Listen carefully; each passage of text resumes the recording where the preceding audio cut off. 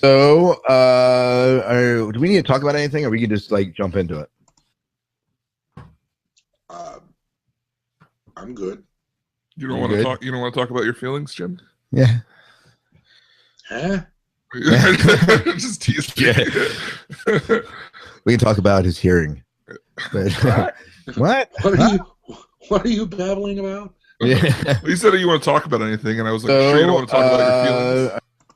I obviously am. Do we need to talk about anything, or we can just like jump into let me jump through that. There, got rid of that. Yeah. You there yet, Jim?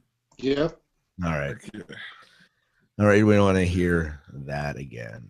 All right, so we're starting with Winds of Doom. The Doom. Winds of Doom. Boom, boom, boom, boom, boom, boom. All right.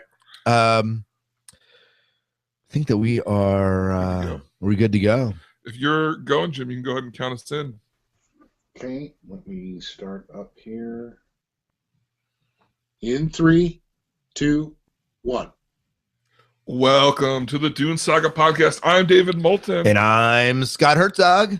And I'm Jim Arrowwood. And on this episode, we're going to be talking about The Winds of Dune. Dun, dun, dun. Yes, this book takes place between Dune Messiah and Children of Dune. It follows Lady Jessica, mostly, and as well as Alia and Irulan, and kind of the aftermath immediately following Paul walking out into the desert. Right. So, yeah. It's set up very similar to Paul of Dune as far as we have a main story, then we have a flashback story that's kind of told, and that's told by Jessica, and this kind of frames out both the current story and gives us history to that story. Mm-hmm. Mm-hmm. Yeah.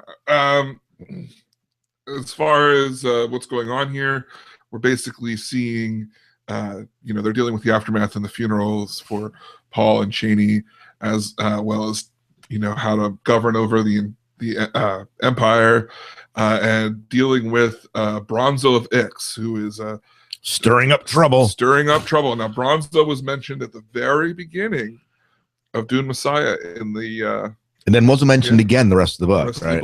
Yeah, right. Yeah. So now we get the full story. So that's basically what the Winds of Dune is about. Yeah, I feel like we're saying this is like Paul Harvey's take on it, and now the rest, right? Yeah.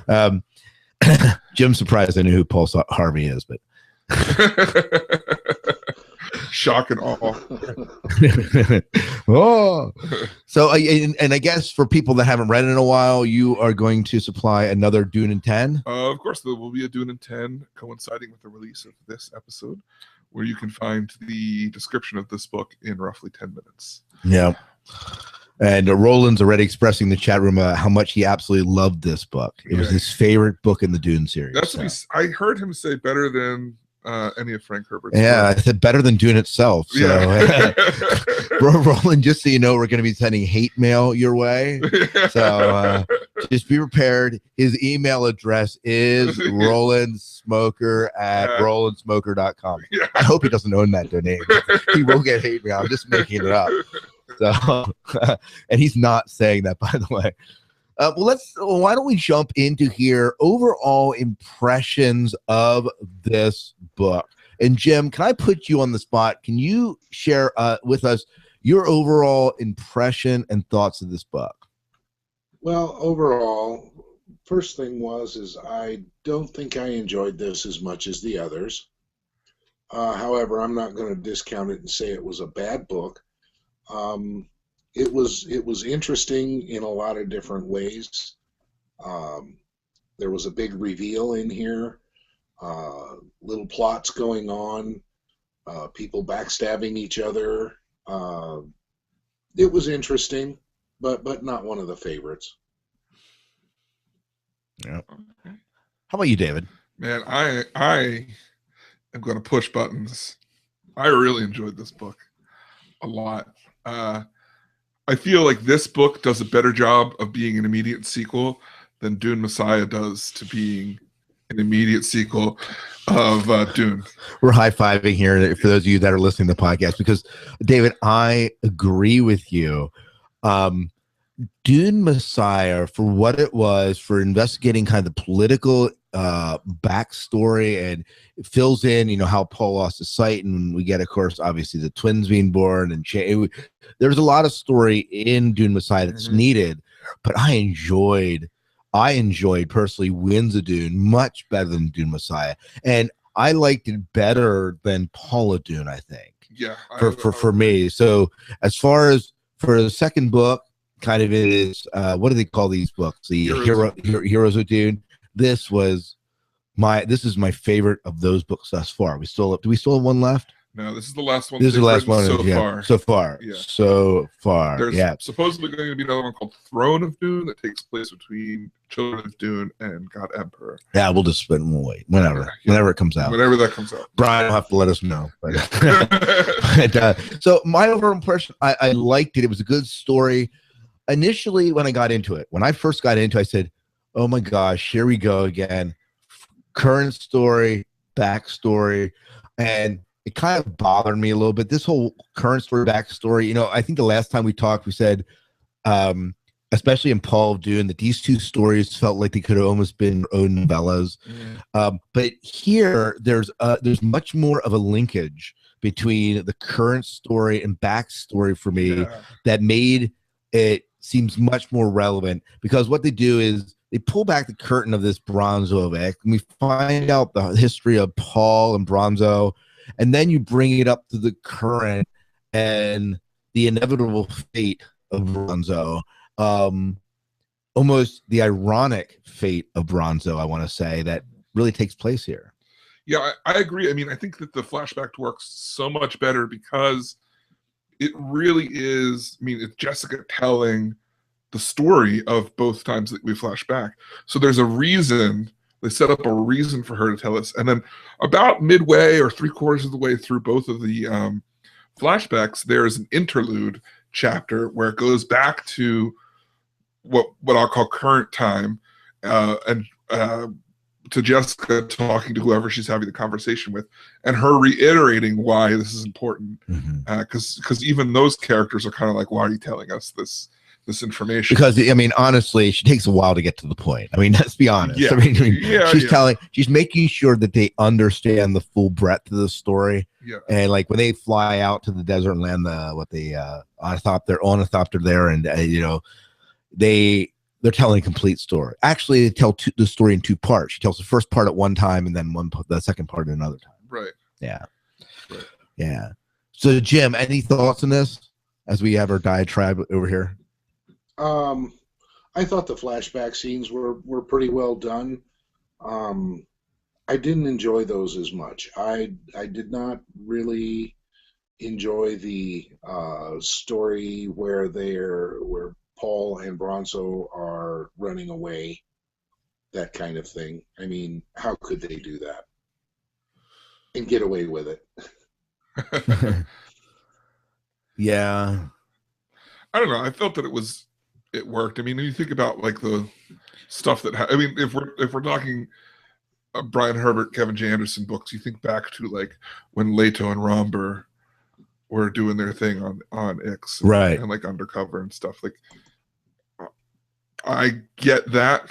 Like, you saw the same kind of, like, Romber knew all these back passages and stuff just because he was the son of the Earl, and I think that we could expect the same thing from Bronzo. Right. It doesn't, I guess for me, as far as believability goes, Ix is in a time of crisis. The people, the technocrats, whatever they call them, are kind of at war with Bronzo. Bronzo's just lost his wife. He's revealed this terrible thing to Romber. Romber's just lost his wife, and then Bronzo has just had this terrible thing revealed to him that he's not really his father's son, and emotions are high, and he runs off, and there's a lot of chaos going on. That in that time, I think it is believable to me that they could sneak aboard a Highliner and take off like that. There's that much upheaval at that time that them getting off planet at least is believable. Yeah, think of all the stories that we've seen so far. How many times has someone snuck onto a Highliner? It's like almost every book. that some at least one person's like, I stuck aboard the Highliner to get. Well, and especially what Gurney Hallett, how he sneaks on, he puts himself in a little container and there he is. Yeah, or I mean, well, it's a different level, but Fenring did that as well. Oh yeah, well, he's Fenring. Yeah, he can do anything. It's a different world. right. So he's Fenring, right? Yeah. Well, Jim, why don't you take us into some of the characters that we have in this story that we can maybe talk about? Okay. We have a lot of characters here, and in my mind, I would call this probably more, instead of Winds of Dune, I would call it more the Women of Dune. Because it really does center around the women, and so we have Jessica, and what do you guys have to say about her? I want to comment first of all about this whole Women of Dune. It is I think Frank Herbert's books in the past, and again, this isn't Frank Herbert, we know it's Kevin Janderson and Brian Herbert, but many times we talked about it being very male-centric, but here we do have a lot of focus on the women. Yeah. Yes. And I think along with that, when we're talking about Jessica, this book, for those of you that are listening may not know this, was originally called Jessica of Dune, and they changed it to Winds of Dune. And I almost like that title better because when I think of this book, I don't think of this as being the story of Jessica, really. I mean, she is the storyteller. She's central, but she's not the only main character in this one. Yeah. Now, I got to say, like last episode, I was saying it was the story of Irulan, and I was wrong. Obviously, it's the story of Jessica. Right. But that being said, Jim asked, what do you think of Jessica? What do I think of Jessica? Okay, so I like that we see her hardening towards Paul and why.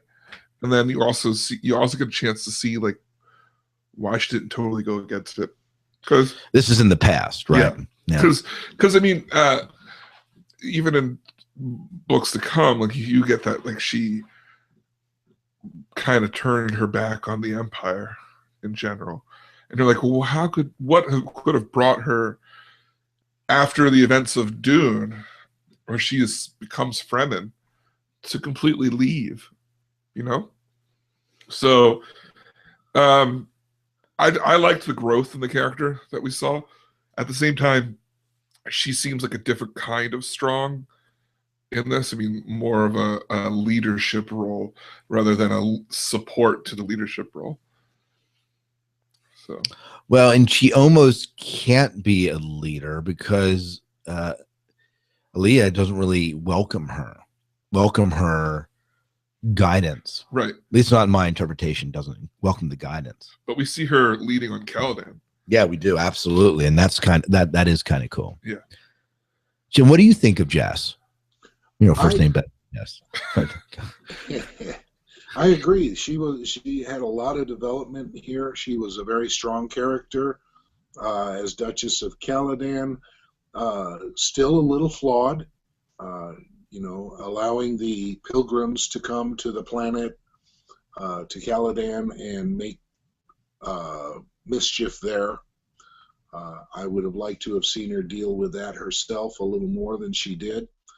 The way she turned her back on the sisterhood, incredible. That was really neat.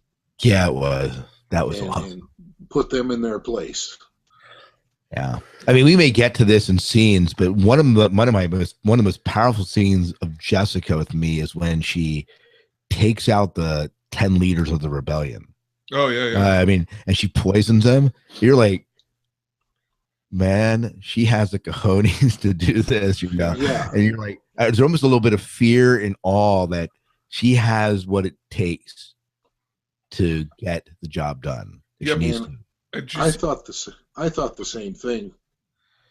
But I think poison was the wrong way to go.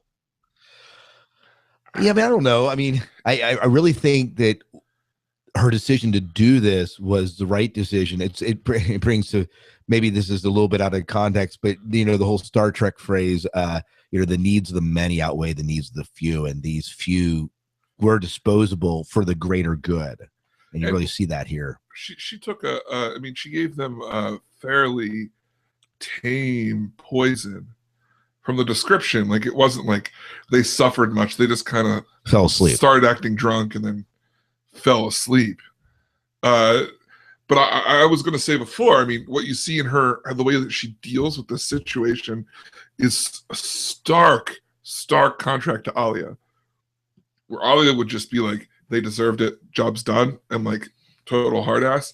Jessica, even when she's talking to Gurney, begins to lose her composure over the fact that she had to kill these 10 people, and then has to like go and seclude herself because of the weight. Certainly not an easy decision for her. You don't get in any way that this was a trite thing or a flippant thing for her. I mean, she really felt this. Right. Yeah. Mm-hmm. Sure. Yeah. Then next we have Irulan. I think we see my silence tells me, you know, Irulan, right? Well, we get more of, you can see more of the love for Paul from her in this story. Yeah. You know, and a bit more of the struggle for the right to take care of Paul's children. Right. Which plays into, I believe, the next book a bit more. Yeah. Because as far as who is guardianship of the children. And, yeah, Irulan. Probably the biggest thing with her is when they actually, her and Cheney go back to the planet with Shaddam and Emperor Shaddam, and that whole scene when they're out terraforming the planet or doing whatever they're doing to the planet. That's a fairly powerful scene, but I don't know. It's that she wasn't for me central. No, I mean she was a plot tool. She was to tell the story. In this story, very much so. That's it. You heard it. David said she's a tool.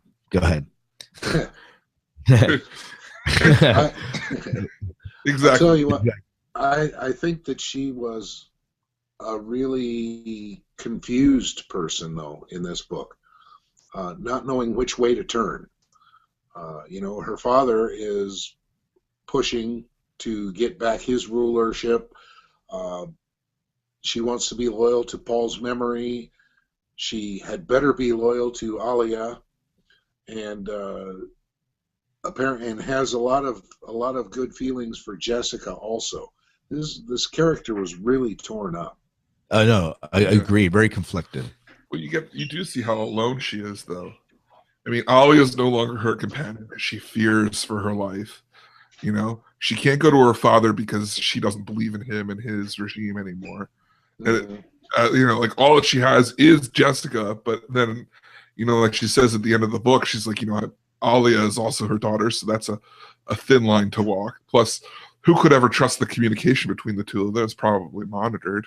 So, well, I think Irulan just wants to be useful. Yeah. Yeah. I mean, she wasn't allowed to have Paul's children. She loved him. I mean, she wants to be able to take care of them. If she can't do that, she wants to do something else in Paul's name. Right. She's still the quote unquote biographer. Right. Yeah, sort of. And exactly. She wants to do something other than write lies. Right. Right. Right. Or Right. maybe not lies. Maybe I should say exaggerations. Yeah. Overwriting them. Well, let's talk. What about Gurney? Let's talk about Gurney a little bit. I was going to lump Gurney and Duncan together. Okay, let's do it. Yeah. That's an interesting one because we see Gurney becoming more and more steadfast the Atreides man, while Duncan becoming more and more the Empire's man. Right. A man of the Empire. And the conflicts that brings between the two of them. Where in the past they wouldn't have questioned whose loyalties were where, Gurney gets to the point where he's almost working against Duncan. Yeah. Well, he does, and I mean, nothing brings that into stark contrast in the arrest of Jessica. Oh, not the arrest of Bronzo Right. on the roof with Jessica there and her doing what she can, him doing what she can to get Jessica out of the situation, and Duncan realizing who it is, and their friendship being brought into stark contrast, and that's really kind of the division between the two. Right. I gotta say, all during that time, I was thinking, how is Gurney pulling this over Duncan's head? I mean, he's a freaking mentat. Sufer would have never let this. He would have picked up on this like deceit. Well, Duncan, right away. Duncan, what did see it? Yeah. Which I'm glad that they finally said. If it would have gone that he hadn't seen it, like it would act like it was a whole new surprise, I would have been irritated. No, that would have. Duncan just kept quiet until he had enough evidence. Right. And I think really what Gurney does is calls into questions Duncan's loyalty through this whole thing. Yeah. And I think that's what makes that an interesting. Yeah. Now, something that kind of eluded me, and I don't know, maybe one of you guys can fill me in here as far as Gurney's concerned. I could not understand where the dogs fit in. His hunting dogs. Well, it was a way of showing why he understood both Jessica, and in a way why Jessica then understood Paul. And that whole the needs of the many outweigh the needs of the few type thing. Because his whole thing with the dogs was like they established he had these dogs and he was refusing to get close to them he said because he had a brood of dogs that he had to put down. And then they told the story of the dogs that he put down and how he saw one was causing a problem, but he didn't take the action to pull it away, and the infection spread until he lost his beloved animals. And then Jessica was able to call upon that experience when she had to explain how she killed these 10 leaders. But if I don't cut them out, then the infection continues to spread from not just the other Caledonian people, but from planet to planet. Right. And then in a way, for us as a reader, you get on a larger scale Paul sterilizing 11 planets to save thousands of planets. Right. So, yeah, I think that's probably my take on it, Jim, too. I don't know if that's maybe listeners have their own thoughts about the purpose of the dogs. Yeah. But I remember I was out on a run when they had to put it down, and I knew when there was one left that he was going to lose that one too. It's one of those heart-wrenching things. But you can't handle dogs, animals get down like that. Yeah. And even Roland saying if they would have put that first sick dog down right away, the others wouldn't have been lost. And I think that's what Jessica is putting down the first sick dog so the rest don't get sick. How well do you know her? I mean, you went from Jessica to Jesse. Yeah. Jesse? Yeah. Jessica and I, we're tight. Those green eyes get me every time. So, yeah. What about Alia? Man, you see her hearkening back to you see her intended. You see her like hearkening back to her ways in Dune. She was very like disturbingly weird and bad in Dune. And you see her kind of as a young woman in Dune Messiah. And now we really see her like she's put in charge, and she falls right back onto that like very black and white outlook on things. Yeah, overdosing on the spice and that whole thing, and it's just but she's definitely taking herself very seriously. Right. Yeah. Her story to me is again kind of secondary. I mean, she becomes very obsessed with Bronzo. Through the capture of Bronzo, and even writes that false document that he didn't write, and has Bronzo put to death. And I guess significant too is the marriage to Duncan, that takes place, which is kind of interesting. But she wasn't that. I didn't really care for her storyline per se. Personally, didn't do much for her. as much of anything was, she was the antagonist of the story. Yeah. She wasn't like the bad. She wasn't a bad guy, but in a way, she was the bad guy of the story. Yeah. Well, she was the con.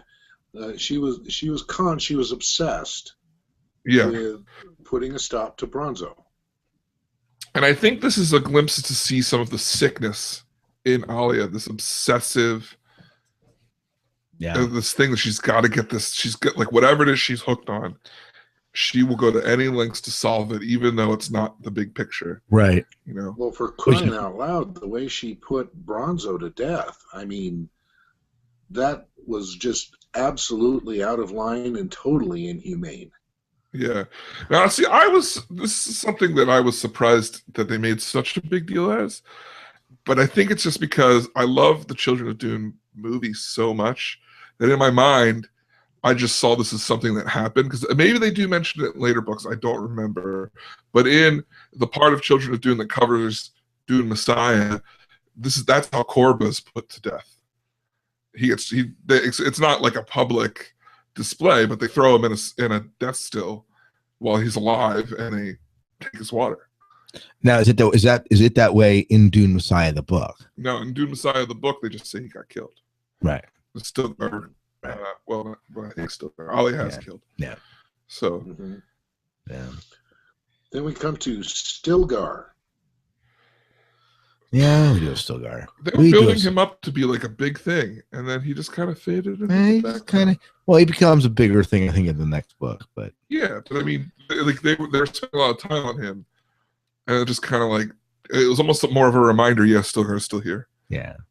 Like he's not. Yeah, it didn't do much for me in this book. Yeah, he's not. He doesn't seem very swayed by either policy or religion in this. He's just kind of. Yeah, what do you think, Jim? He seems to me to be weary, just wore out. Yeah, I would agree with that. But who isn't weary of the jihad by this point? Well, the jihad's over. Yeah. Yeah, sort of, but the aftermath is still going on. Right. Yeah. You know, he was being sent to places that he did not want to be, worlds that were filled with water, environments that he was just all he wanted to do was be in the desert. And when he finally did decide to go out, ride a worm back to the siege, he finds that the place is under siege from worshipers and so forth and so on, and he's just had enough. Isn't he the one that discovers the thumpers that were placed by the wall? Yeah, it's him and his crew. Yeah. He almost discovers the water trap missing when he rides the worm back. That's right. Yeah. I mean, so they do write him in to play some important parts into the story, but yeah. I feel he's very much like Gurney was in, was it Paul of Dune, where Gurney gave up on the jihad? Yes. Yeah, I think, I mean, so did Stilgar in that book, but more so, Gurney was worn out. Yeah. And I think that it's like Stilgar's really just wearing out now. Yeah. Yeah. Yeah. Okay. And then we got next in line Bronzo himself. Okay. I love Bronzo's story because of several things. Because I always wanted to know what was up with Ix.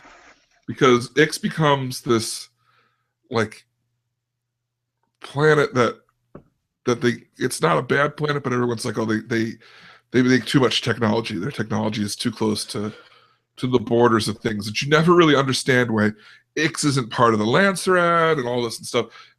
Like even in the later Herbert books, like it's just not like explained. And then you see these things in the Herbert or the Frank books where he's, he has Bronzo at the beginning, so Ix was something. And then we have our prequel books where they build up Ix to be this great place, and then it's just like boom, we don't actually get a look into why it fell until this book. So this pulls back the curtain for you. Yeah, this is like all the things that I was really curious about what happened, and more so even from the house books, was kind of explained for me, and I found that really exciting. His story, both the past, to know the connection between him and Paul, that kind of intermediary story, the interlude story that happens kind of halfway between when Paul's still alive, but it's not really the past. And he's, decimating, or that's not decimating, but, disseminating all these, the literature and stuff. And he begins that process.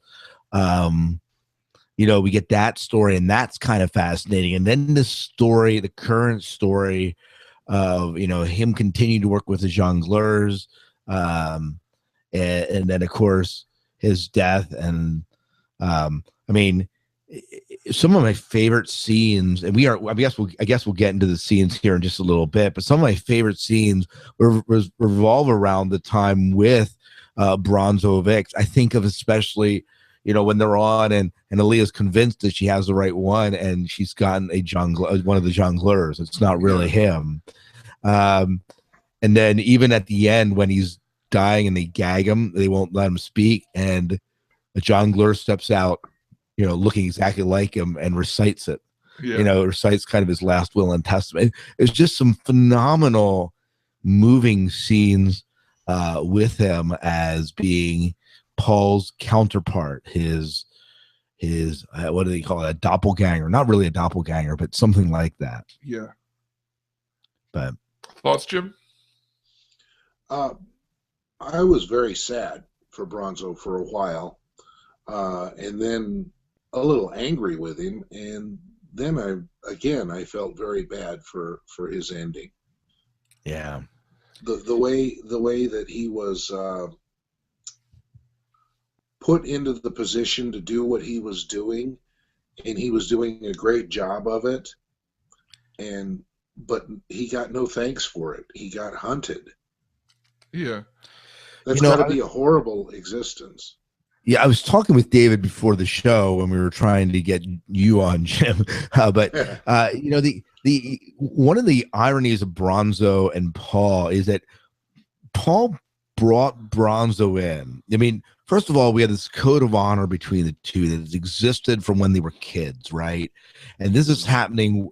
That's kind of the first story when they were the youngest, and then Paul brings in Bronzo for the purpose of destroying this Messiah complex that's been built around Paul, and in the process of it, one of the ironies is that when Bronzo dies, then his literature lives on and continues to rise in power because of the people, because it resonates with the people. And there's just something. It's almost like, there's almost a little bit of a role reversal. He's not the Messiah, but in a way, he's the underdog Messiah of the story. Yeah. Oh, interesting. Yeah. I like that we saw through Bronzo, we saw Paul working against himself, which is one of those things that you hear in Dune. Paul's talking about how, he sees this coming and he's going to have to make sure he doesn't get out. How is he going to control himself and keep himself from getting too big? And then the way that we read it, of course, you see Paul of Dune and you see him struggling with it, but you never really see him doing much more than just like sulking, right, about the fact that, this is becoming me. And then we see Dune Messiah, and you get a glance of Paul defeated by his efforts, but you never actually really see his efforts, like what they were. Like, what did he really do other than just like trying to not let the jihad spread to too many planets or whatever? And one of the things for me that's fascinating is I remember thinking as I was reading the book, okay, way back Bronzo and Paul on Ix and everything that happens there, and then with the jongleurs, I remember thinking, okay, we have it there. And then when we got to the interlude, kind of the halfway point, Jessica's in Caladan, and you hear the reports coming out of the jihad, like what's going on with jihad and how Jessica's kind of reacting to it. And then the sisterhood, and then she comes to the decision that I have got to kill my son. She comes to that resolution, and then encounters Bronzo, who and the introduces for the first time in that interlude, Paul walks out. Yeah. That scene between the three of them is probably one of my favorite scenes.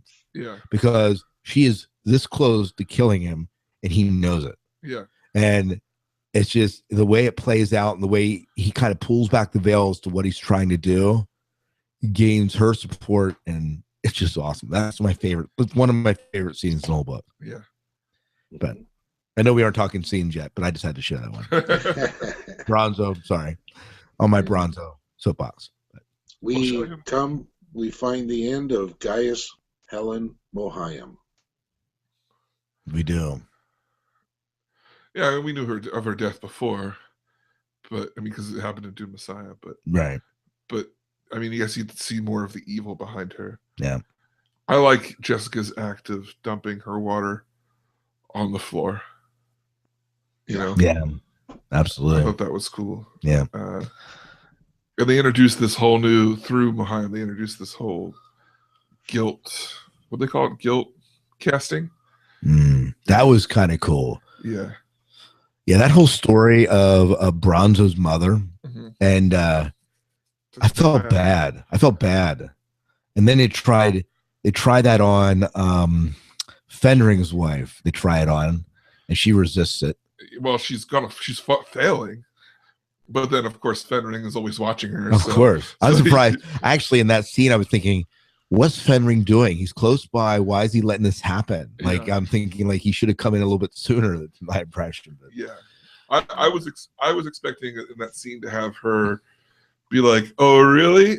And then like give like a hand signal, and Fenring just like do something. Yeah, but she really let it get out of control.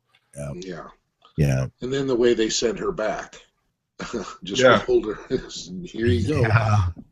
I like how they're like, well, the sisterhood will have a smelly package when they open it. They will. It's kind of like wrap her up and like let it go. Obviously, they didn't use Amazon's 2-day free shipping. For Yeah. No, they intentionally took the slow route. Yeah. I think what they did with it. You know. We don't have a lot of other characters. I mean, there's Ensign, and he kind of plays this I guess this really nothing more than the message carrier of many kinds. And we have the jongleurs, which is kind of cool to kind of see the jongleurs in action. And well, I think we see we get two views that to my knowledge we don't see really anywhere else in the Dune series. Here we get to see the Waku and what like their life is. And behind the scenes, what makes these guild liners function? Right? Yeah, because in the other books, they always just describe them as basically drug addicts. They've got the glasses on and the Samutra playing, and they just kind of brainlessly do everything. And we get to see that they're like actually people, right here. And then but more than that, because within the Junglers is a group of face dancers. And we get a view of face dancers uninhibited and acting not as a representative of the Tlaxu. Yeah, definitely. They're just like they're kind of their own thing. And very loyal to Bronzo. Yeah. And the message that Paul's trying to do. So. Right. I thought that was very interesting that it wasn't a Tlaxu thing. It was just that it gave you that idea that there are enough face dancers created by the Tlaxu that there are like hundreds that are out in this universe that are not there for any purpose, or they fulfill their purpose and they're just out there. So let's talk about the jongleurs a little bit. Can we go into some scenes here? I think we're far enough in. We can talk about some scenes. Yeah. I want to talk about. Before we move on, though, I think we need to talk about Shaddam. Oh, bringing up the Shaddam. Go ahead. Yeah. Go ahead. Now, he is trying to put something together here, and that was kind of fascinating to me how he was working this, and I could almost see him being successful. Was it me, or did it feel like they just kind of dropped that storyline? Well, it doesn't feel like it ever was really finished to my satisfaction. They don't introduce it until the very end of it's not until the very end of the book where they're like, oh yeah, Shaddam's got this army that he's building.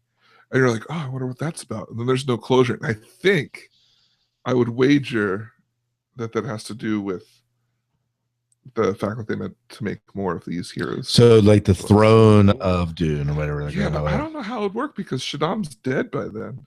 Yeah, but it would work in flashback scenes. Bingo. You would have to do it in flashback, Yeah. or like when that's happening, Paul's still alive. Is Paul still alive at that point? No, this is like they've got the army and they're It'd have to be done more like in an interlude scene, but after Paul has died and after so like a flashback to the time period that the main story takes part in this book. It does feel like it's kind of a dropped thing to me, though. Yeah.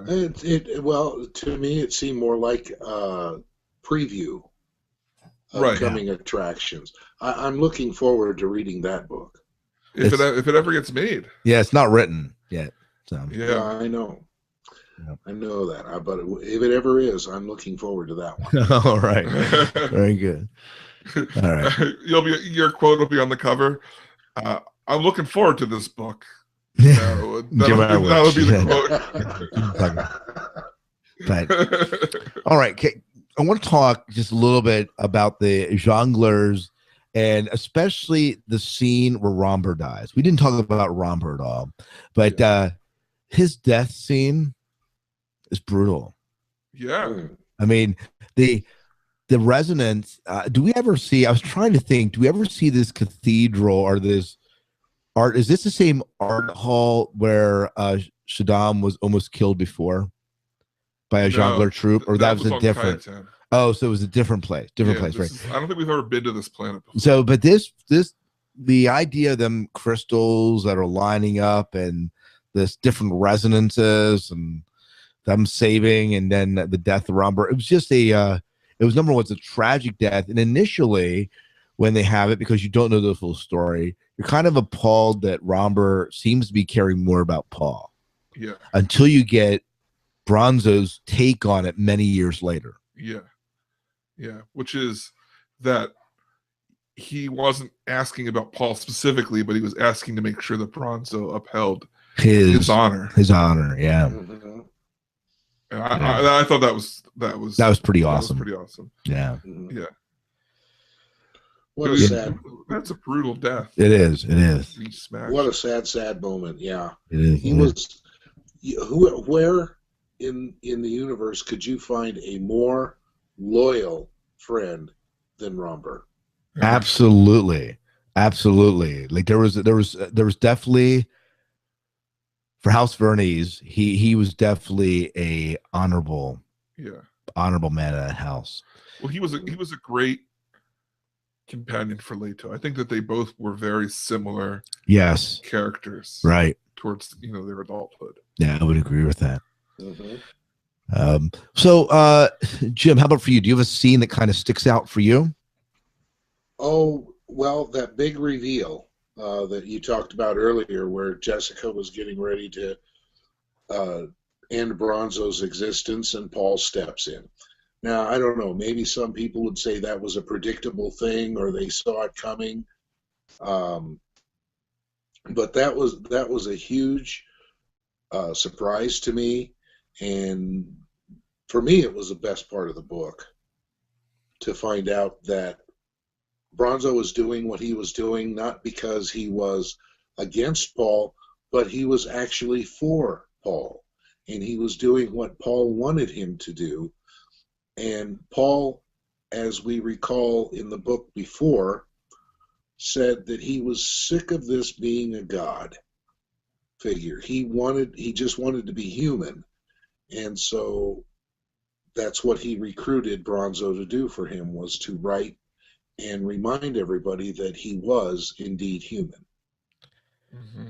You know what? And what I like about that, Jim, is initially we're introduced to Bronzo in this book as a young kid, and then this tragedy befalls his father, and he blames Paul, or he has this resentment toward Paul. At first, you think, well, he's writing all this crap about Paul because he's resentful of it.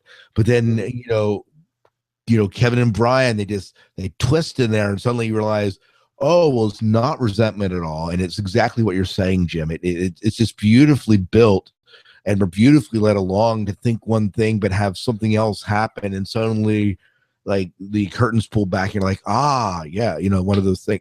And so I like that. I agree. Yeah, I was expecting a huge furball between those two guys Yeah. because they were so close, and then they had that parting of their ways, and I thought they were going to come back together as enemies, but that wasn't the case. It was so cool. Yeah, absolutely. I would agree with that. How about you, David? Do you have a favorite scene? Yeah, my favorite scene, and this is the scene that, like, I think completely won me over. I mean, I was already really enjoying the book, and I think this is the scene that kind of like sealed the deal for me for it. It's the interlude during the first flashback, where Irulan questions why she's being told about Bronzo and Paul's story with the jongleurs, and she's like, I already know about this. And it's like one of the last lines that Jessica says at the end of the chapter. She's like, don't you get it? How do you think that Paul learned how to manipulate people? Right. And I was like, oh, that totally makes sense. Absolutely. Like, he learned how to, who's better at manipulating someone than an actor, Yeah.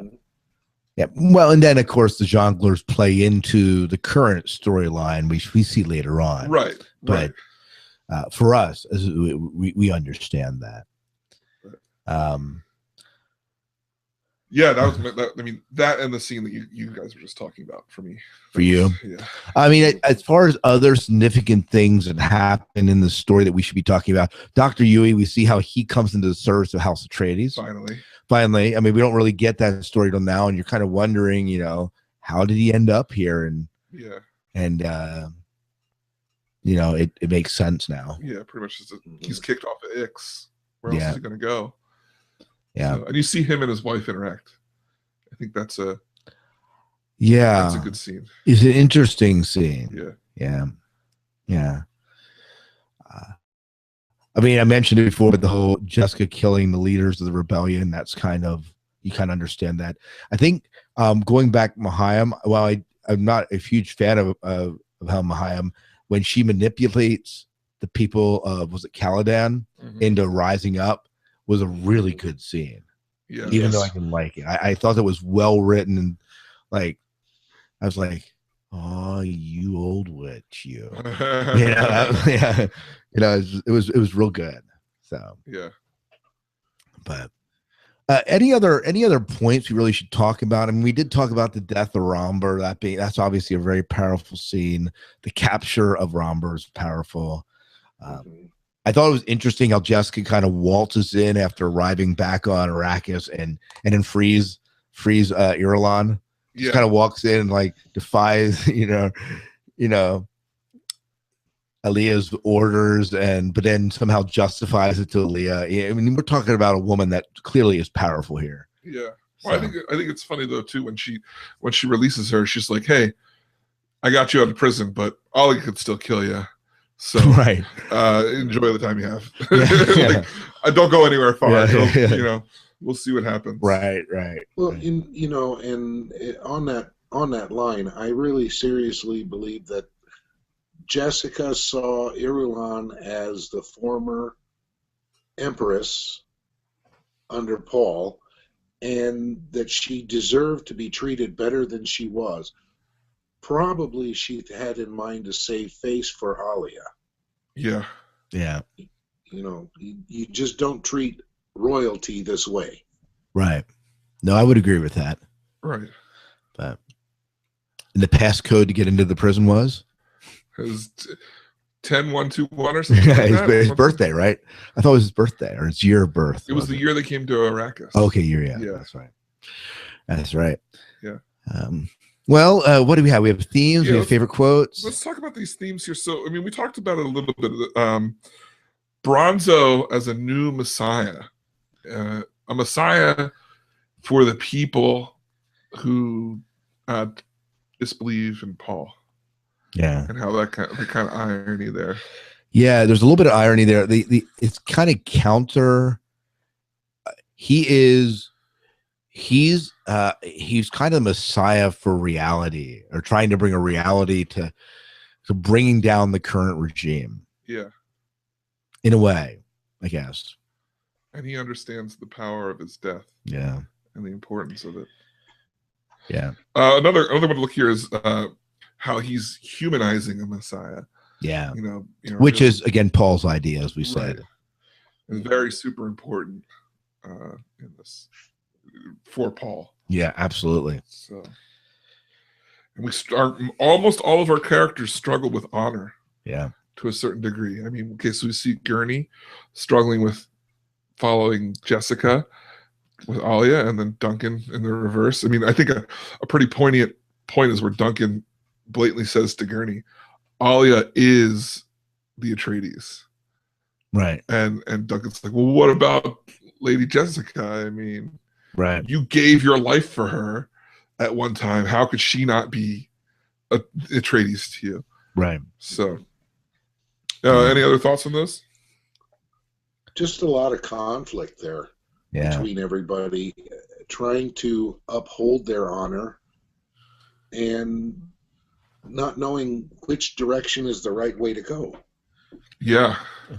Well, and I think that, it's when we talk about honor is not the easy road. I mean, you look at look at Robert Leto, look at Bronzo and Paul. I mean, Gurney and Duncan, and even Jessica. What does it mean to be honorable to the sisterhood, to Paul, as a mother to a son, as a daughter of the sisterhood? I mean, there's a lot of struggles here with what it means to be trustworthy and honorable. But yeah.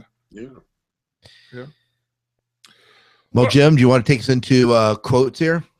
Sure. Okay, let's start with David. What were some of your favorite quotes? Okay, all right. I have the book in front of me, to which I will open from my Your three quotes? Three quotes. This one's by Alia during her 7th month of regency. Murder, the word, the very concept itself, is not in my lexicon. At least not as it can be applied to my imperial rule. If killings are needed, I order them. It's not a matter of legality or morality. It is one of the necessities of my position. And right there, it just sums up kind of what I was saying earlier about the difference between her and Jessica. Mm-hmm. Jessica, when she has to do it, Gurney's like, this is murder. And she's like, well, it's a matter of state, so it's not murder. But in her heart, she still feels. She feels it is murder. Yeah, clearly. This one's by Leto. Duke Leto. The day the flesh shapes, and the flesh the day shapes. It didn't really pertain to too much in the book, but I just thought that was a really good saying. That's a good way to remember how you make the day, or the day can make you. Right. And my final quote is also by Leto, and it's, ultimately, trust is a matter of perception and detection of small and large things, parts that add up to a whole. In deciding whether or not to trust, judgment is usually visceral and rarely based on strict evidence. Oh, good quotes. Yeah. Mm-hmm. I like it. There we go. And what did you find, Scott? So I have a couple here. I think I picked more than 3, but they aren't very long. I know, I'm just ruining it. So the first one is conversations with Muad'Dib by the Princess Irulan, right? No one is ever completely forced into his position in life. We all have opportunities to take different paths. Mm-hmm. And I think that's kind of a Confucius style saying. I like it. As in Zuni postulate, sometimes the best way to search is to be found. Yeah. So I feel like that happened, and they said something similar to that. I'm sure they did. The greatest obligation of a mother, and I think of Jessica in this one. This is by Lady Jessica, Duchess of Caladan. The greatest obligation of a mother is to support her children, to show them love and respect, and to accept them. Sometimes this is the most difficult task. I would add to that, letting them go.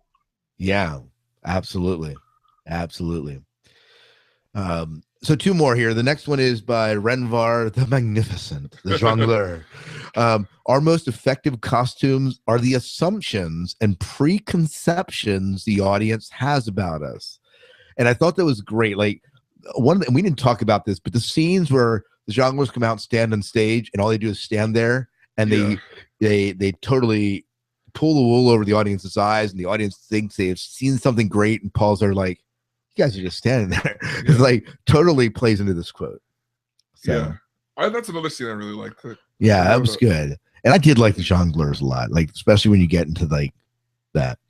And the last one's by Gurney Halleck, The Unfinished Songs. It is said that one can neither play nor hear the true beauty of music without first having experienced considerable pain. Alas, that may be why I find music to be so sweet.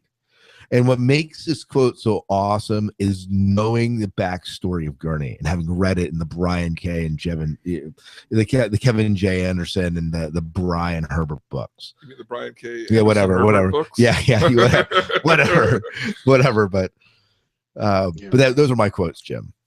Okay, and that last one really strikes a chord with me. Only if you're playing a lute. But. No. Actually, it is. I can really see this throughout music history. The pain that composers went through in order to produce what they did, produce the beauty that they did. So I can completely understand that. Yeah. Okay. My quotes, we have a political maxim recalled by Jessica right after she arrives at Arakeen, and it is, the quality of government can be measured by counting the number of its prison cells built to hold its dissidents. Oh, that was a good quote. I think that's the chapter where she's like, all of the underground of Arakeen is prison. Or Yeah. We've seen that throughout history too.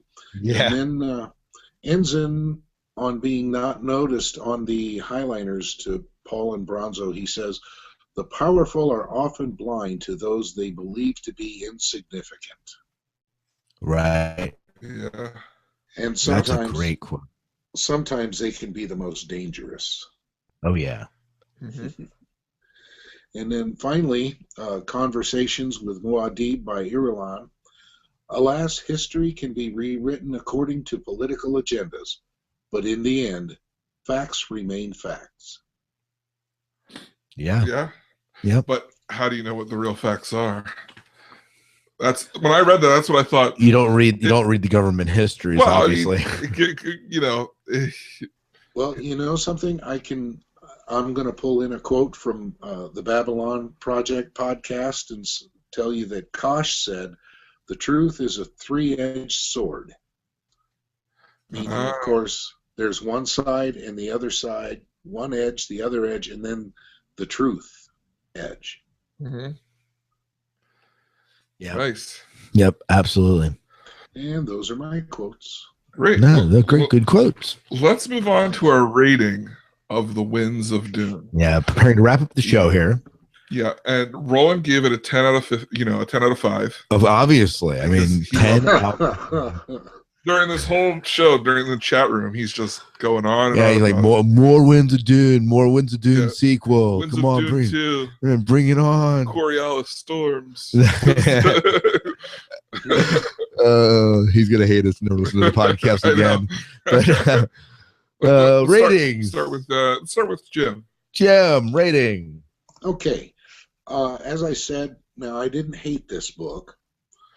I just didn't feel it was as good as some of the others I've read, so I'm going to give this a 3.5. No, yeah, 3.5. Okay. Okay. Right. I thought it might be a little bit worse for you, but good. Yeah. All right. Let's hear from you, Scott. You want to hear from me? This book gets I think this book has to be like 4.25 out of 5. It was a good book. Not as good as some of the other books I read, but it was good. I enjoyed it. It's definitely deserves a 4 rating for me, and 4.25 is going to be my stamp of approval on this. Yeah. So remember I told you about that scene with Jessica and Irulan, and how that like won me over.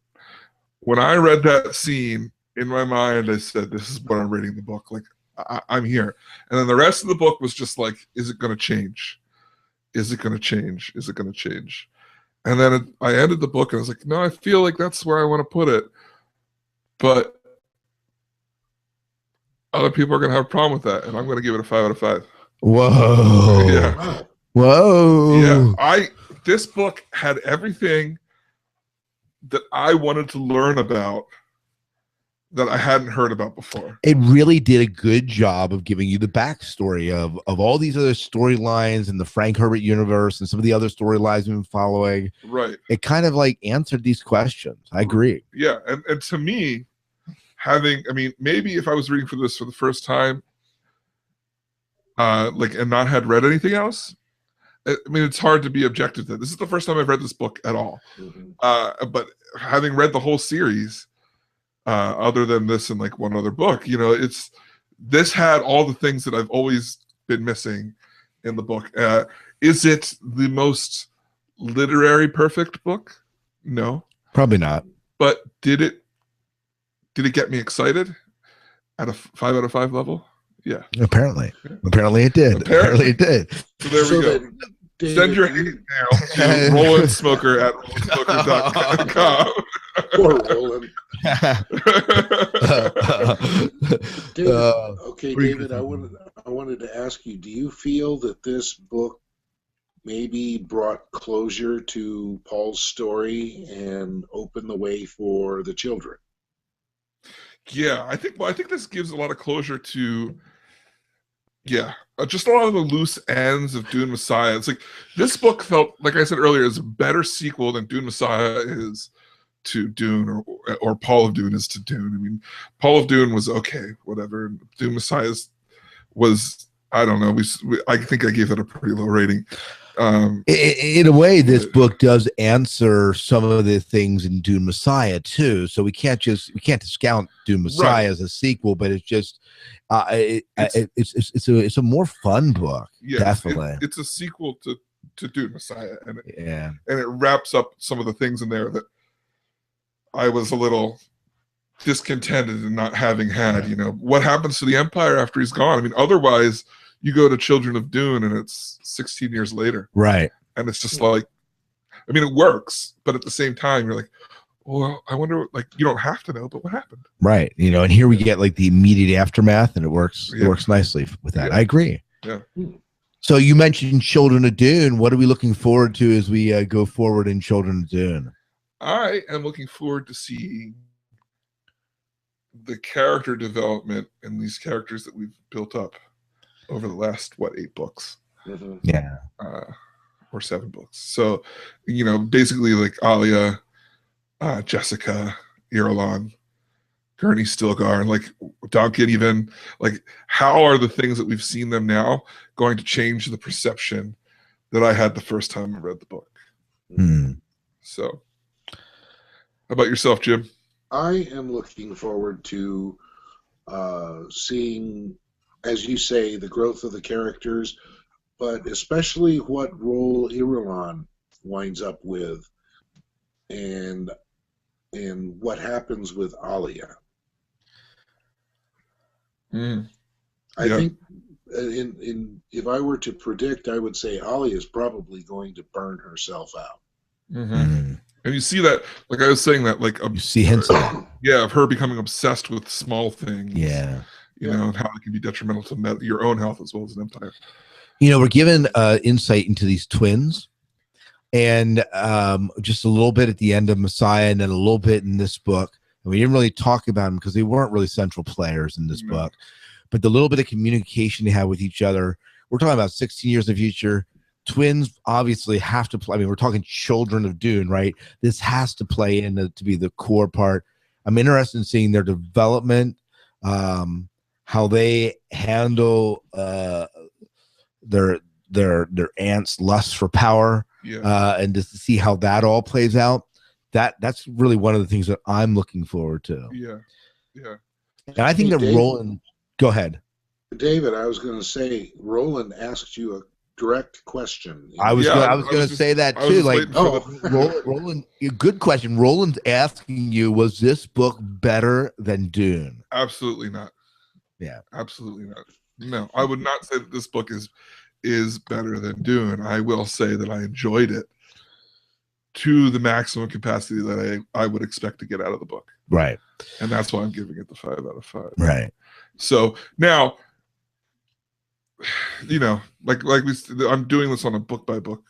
Right. So that's why I'm giving. If you do, like, if you're stacking up all the books, this book probably would not. If there can only be 1 5, we're probably looking at Dune being the 5 and everything else kind of trickling out. Well, for me, God Emperor is 5. Okay, God Emperor. Sorry. Dune. Yeah, God Emperor of Dune. Right. Yeah. But as far as enjoyment goes, that's kind of where you're coming from. Right. Yeah. I mean, right now in this moment in reading the book, 5 out of 5. That's what I think of it. Yeah. So. Yeah. Well, we did have a poll last time, and we do have the results. If you didn't vote, well, I guess you can still go on and vote until David changes the poll. But here's kind of where it head out. The question was put out. I believe Roland came up with this question, right? Yeah. In the quest to take over the universe, which would you rather be the head of? And the options were religion, military, and government. Yeah. And religion won out. Yeah. 44% for religion. Yep. 31 for military and 24 for government. Where did you vote, Jim? I voted for military. Okay. Scott? I voted government. I voted for government as well. Yeah, I thought I want to be government, and because government kind of controls military, right? Mm-hmm. In my opinion, so sort of. I guess it depends. Any one of these can overthrow the other two. Right. So that's. I just enjoy carrying out policy. Yeah, I think we should I think there's probably a board game that deals with this. Like, if only. If only. Someone should create a board game about Dune and having here's the religion, military, government. Mod for civilization. So, anyways, we do have our next poll question, and the next poll question, this is from Roland. Yeah, if you don't know, Roland helps us by making these polls pretty much every month. Absolutely, so. We rarely come up with them. We're not that ingenious, but so kudos to Roland that. But he wrote a little note at the beginning of this, so I'm just going to read the note, and then we'll read the poll, and probably won't read through quite all the names. But Roland said, "I found it fitting that we read this book predominantly about women in October, which is Breast Cancer Awareness Month. So this is very good planning by you guys. Totally unintentional on our part. So we're giving us credit. But, so I thought we could use a very topical survey question. Throughout the series so far, from the Butler and Jihad to Winds of Dune, chronologically, which major female character do you find the most fascinating?" And some of them are, what is it? Hecate. Yeah. Hecate. Sorry. Serena Butler, Norma Senva, Zufa Senva, Raina Butler, Raquella Berto. Who is it, Raquella? I don't remember. Raquella Berto Anaril. Who's that? She started the Sisterhood. Oh yeah. Got it.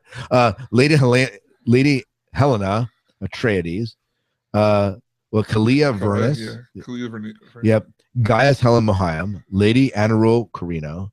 Lady Margot Fendring. Lady Jessica. Tessia Vernius. Cheney, Princess Irulan, and Aaliyah. Yeah, and now we should note that this excludes the Schools of Dune books. Right. Since we haven't read them. So this is chronological order, best female character, but what you found most fascinating that in the books that we have read so far. Yeah, absolutely. So this poll will be up online. Be looking for it at DuneSagaPodcast.com. Yeah, on any one of our posts, you'll find it at the bottom. Absolutely.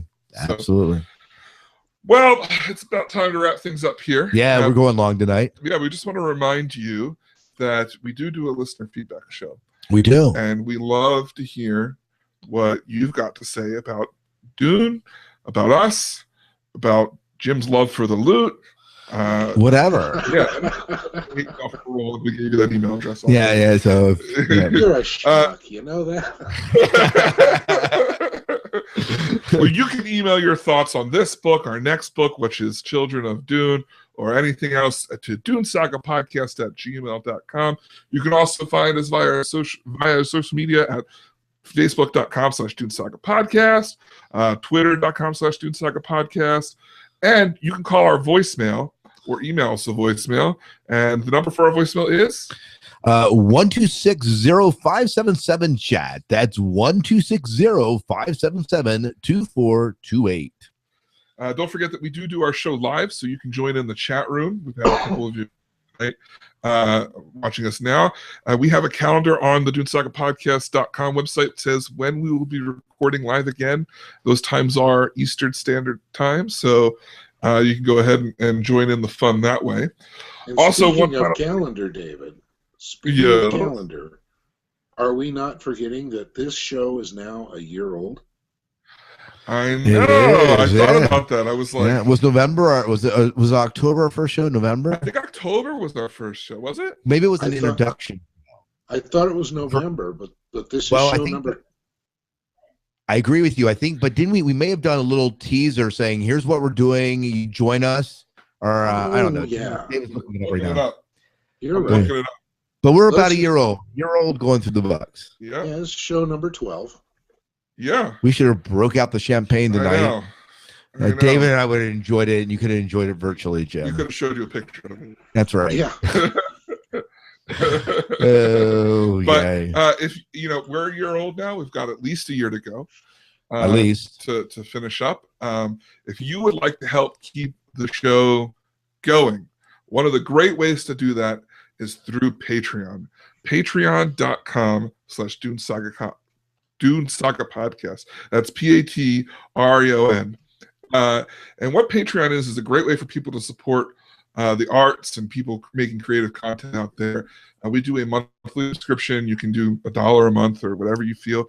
And there's different levels of membership that you can do, and each come with a different type of reward system.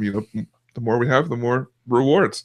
So if you'd like to keep us going, we would appreciate the assistance. And thank you very much. Of course, we'll never charge you for the show. This is purely just if you feel like contributing. Right. So did you find out when we aired our first episode? No, I was talking. All right. That's all right. Did you? No, I didn't. But I just lost the chat room somewhere. I don't know what happened to it. Good. How about the internet went goofy? No, it's still they're still here. But anyways, well, we should. Roland chimed in. 11/18/2013 was the Butlerian Jihad episode. 11/18. Well, okay, so we are just about a year old. It's the day before my actual birthday. Dun, dun, dun. Yeah, very cool, very cool. Well, so once more for the Dune Saga podcast. My name is David Moulton. And I am Scott Herzog. And I'm Jim Arrowwood. And may Shai Hulud clear the path before you. All right. That was a good show. It was. So for those of you in the chat room, we'll take our customary short break here, and we'll be back with the listener feedback stuff. And yeah. Nope, very good. Yeah. So we'll be back in just a little bit. Yeah.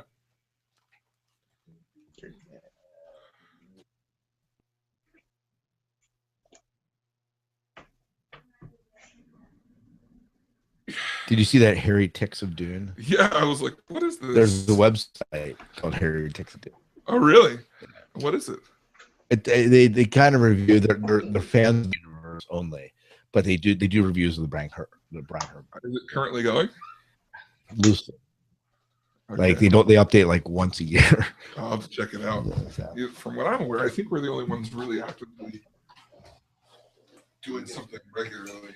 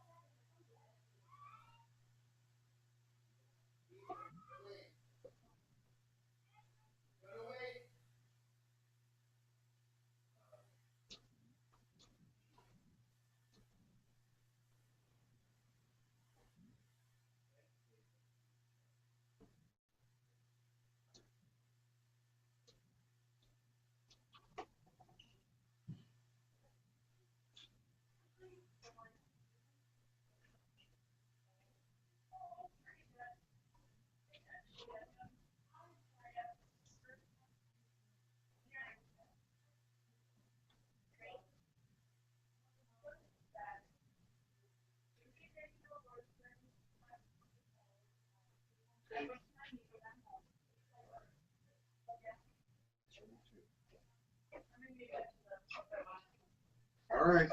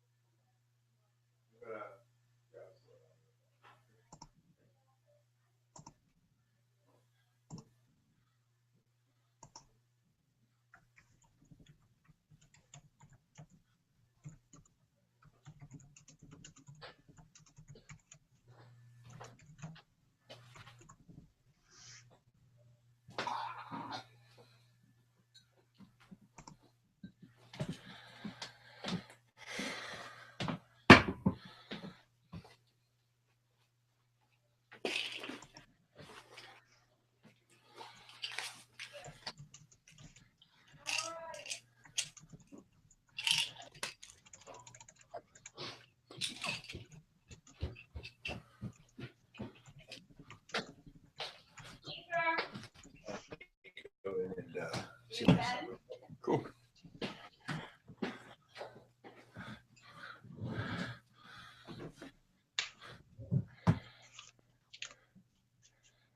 Test.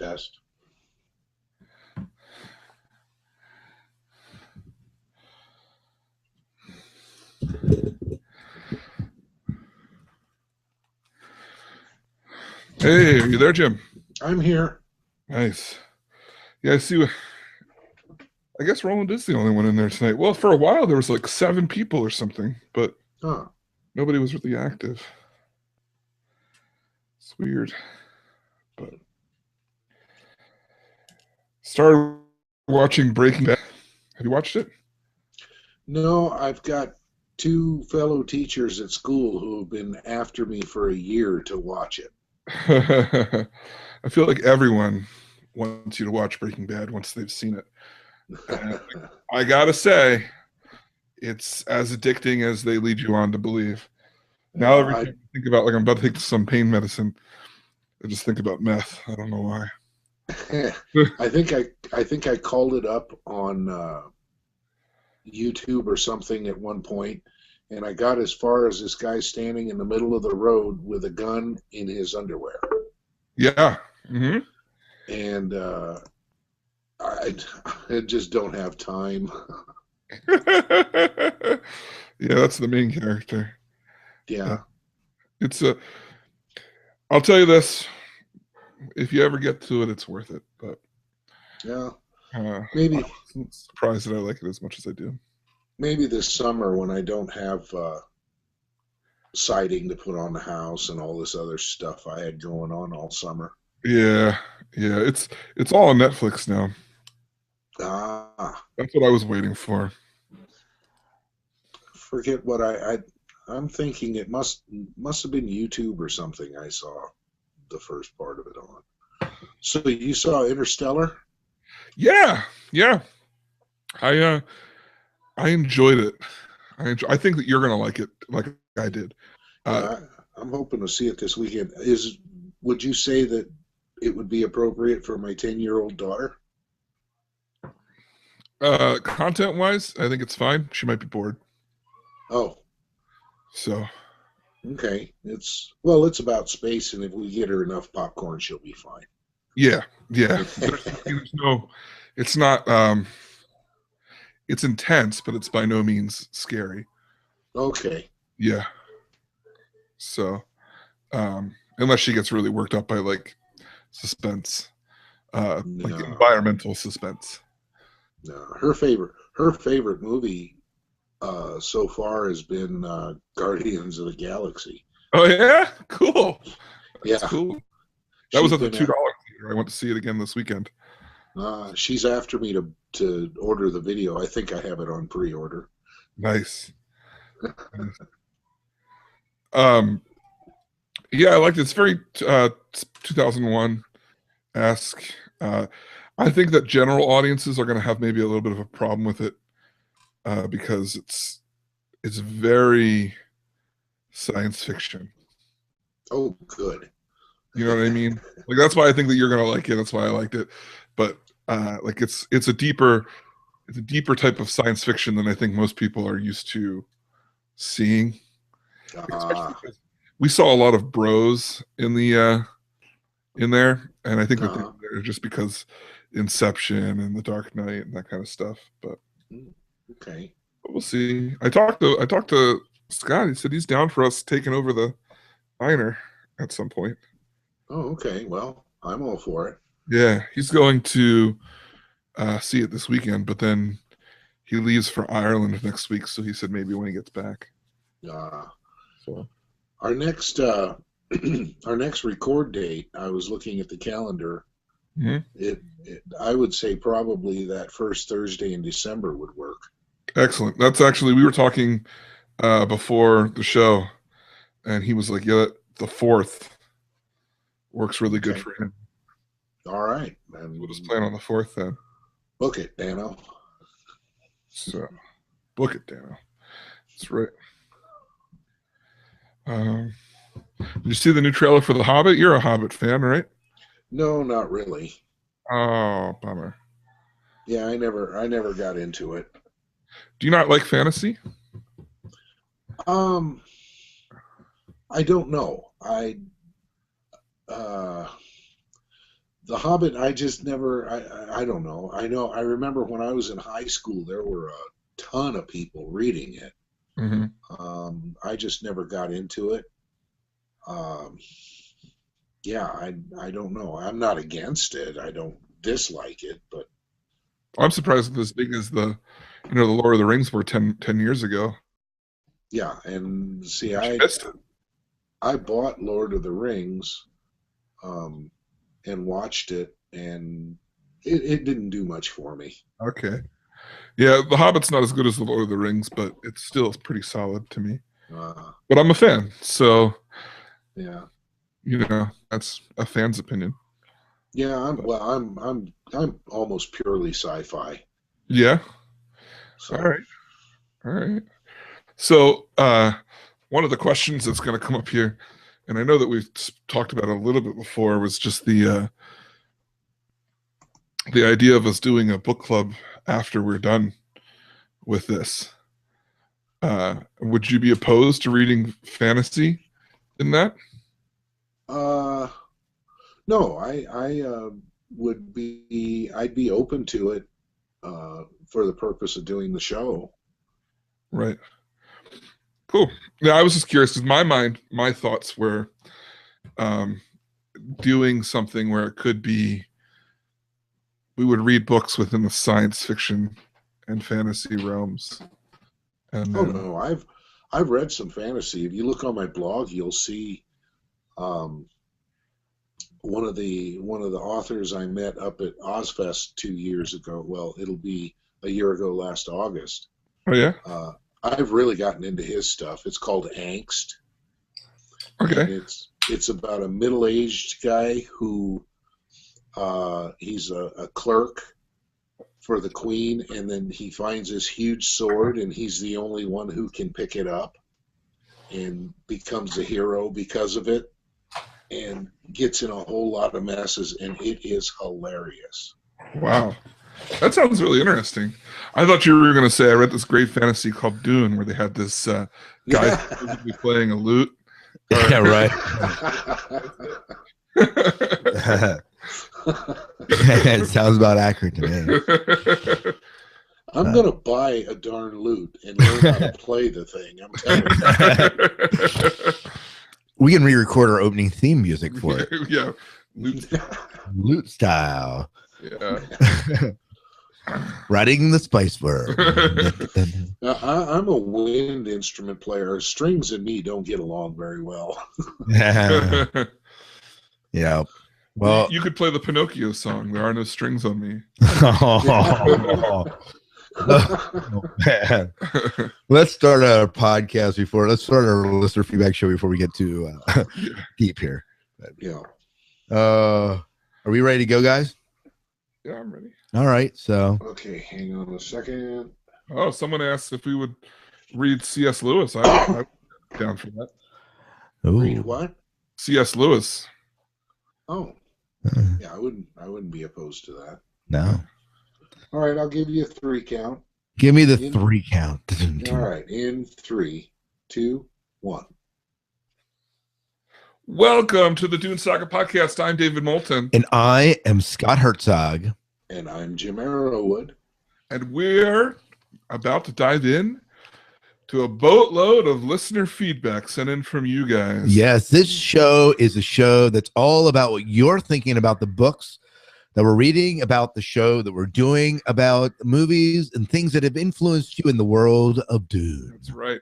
Now, the last book that we just read was The Winds of Dune. Right. So a lot of our feedback will probably pertain to books before. Or Obviously. that. Obviously, if you want to leave feedback, you can always call in 1-260-577-CHAT. And that's 1-260-577-2428. You can obviously email it, and that's where we got a ton of feedback is through our email. DuneSagaPodcast@gmail.com. And Facebook, we probably got some as well. Yeah, Facebook.com/Dune Saga Podcast. So just a couple things before we get into it. We just want to remind you that if you're enjoying the show and you'd like to help support us, we encourage you to visit our Patreon page at patreon.com/Dune Saga Podcast. There are several levels of membership subscriptions that you can do, and that really helps support us. So we did get a new member this month, and his name is, just give me a second to look it up. Yeah, I don't know. He has the feedback, so I just gotta find it. Hey, Of course, I'll edit this out sometime. Right. Dun, dun, dun, dun, Awesome. dun, dun, dun, dun, dun. You know, the other way that you can support us while David's looking this up is you can leave us an iTunes review, and that always puts us a little bit up there on the iTunes rankings. And some of you've done that already, but if you haven't, we would still love to have you review the show. Give us a little bit of a thumbs up. Yeah, a little bit of an attaboy. We're up in the top 200 for literature. That's great. We've been there since the beginning, fluctuating up there, and that's really great. You know, it's out of what, like, I don't know, hundreds, 15,000. You know, so it's really awesome. Yeah. The gentleman who is new to our Patreon campaign is Peter Peras. So thank you, Peter, for becoming a member. Very good. Our Patreon Siege. Yep, absolutely. So, we love having. Thank you, sir.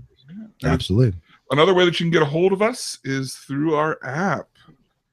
Tell us about the app. Yeah, so the app is the Zog Pod Collective, and it houses primarily the Sci-Fi Diner podcast and the Dune Saga podcast. And you can call in from there, leave feedback in there, star your favorite Dune episodes. Especially favorite the one of Jim playing the lute. Yeah. It's awesome. It's a great episode. The best one so far. And it's available in on every single app store that you want out there. So excellent. So let's go ahead and jump right in to this great stuff that you guys sent in. Jim, why don't you lead us in? Okay, this is from Chris on the Dune miniseries. Hey guys, great show. 2 quick thoughts. Number 1, in watching the miniseries from Sci-Fi, it occurred to me that the casting of some of the Fremen seemed a little bit off. Nothing against the ability of the actors. I'm talking about them physically. I mean, this sounds awful. Stilgar was a little paunchy for a guy who lived his entire life in the desert, conserving water at every opportunity. In the book, there are several allusions to the water-fat newcomers and how desiccated the Fremen were as a people. Alec Newman was already slimmer than most of the troop he was joining.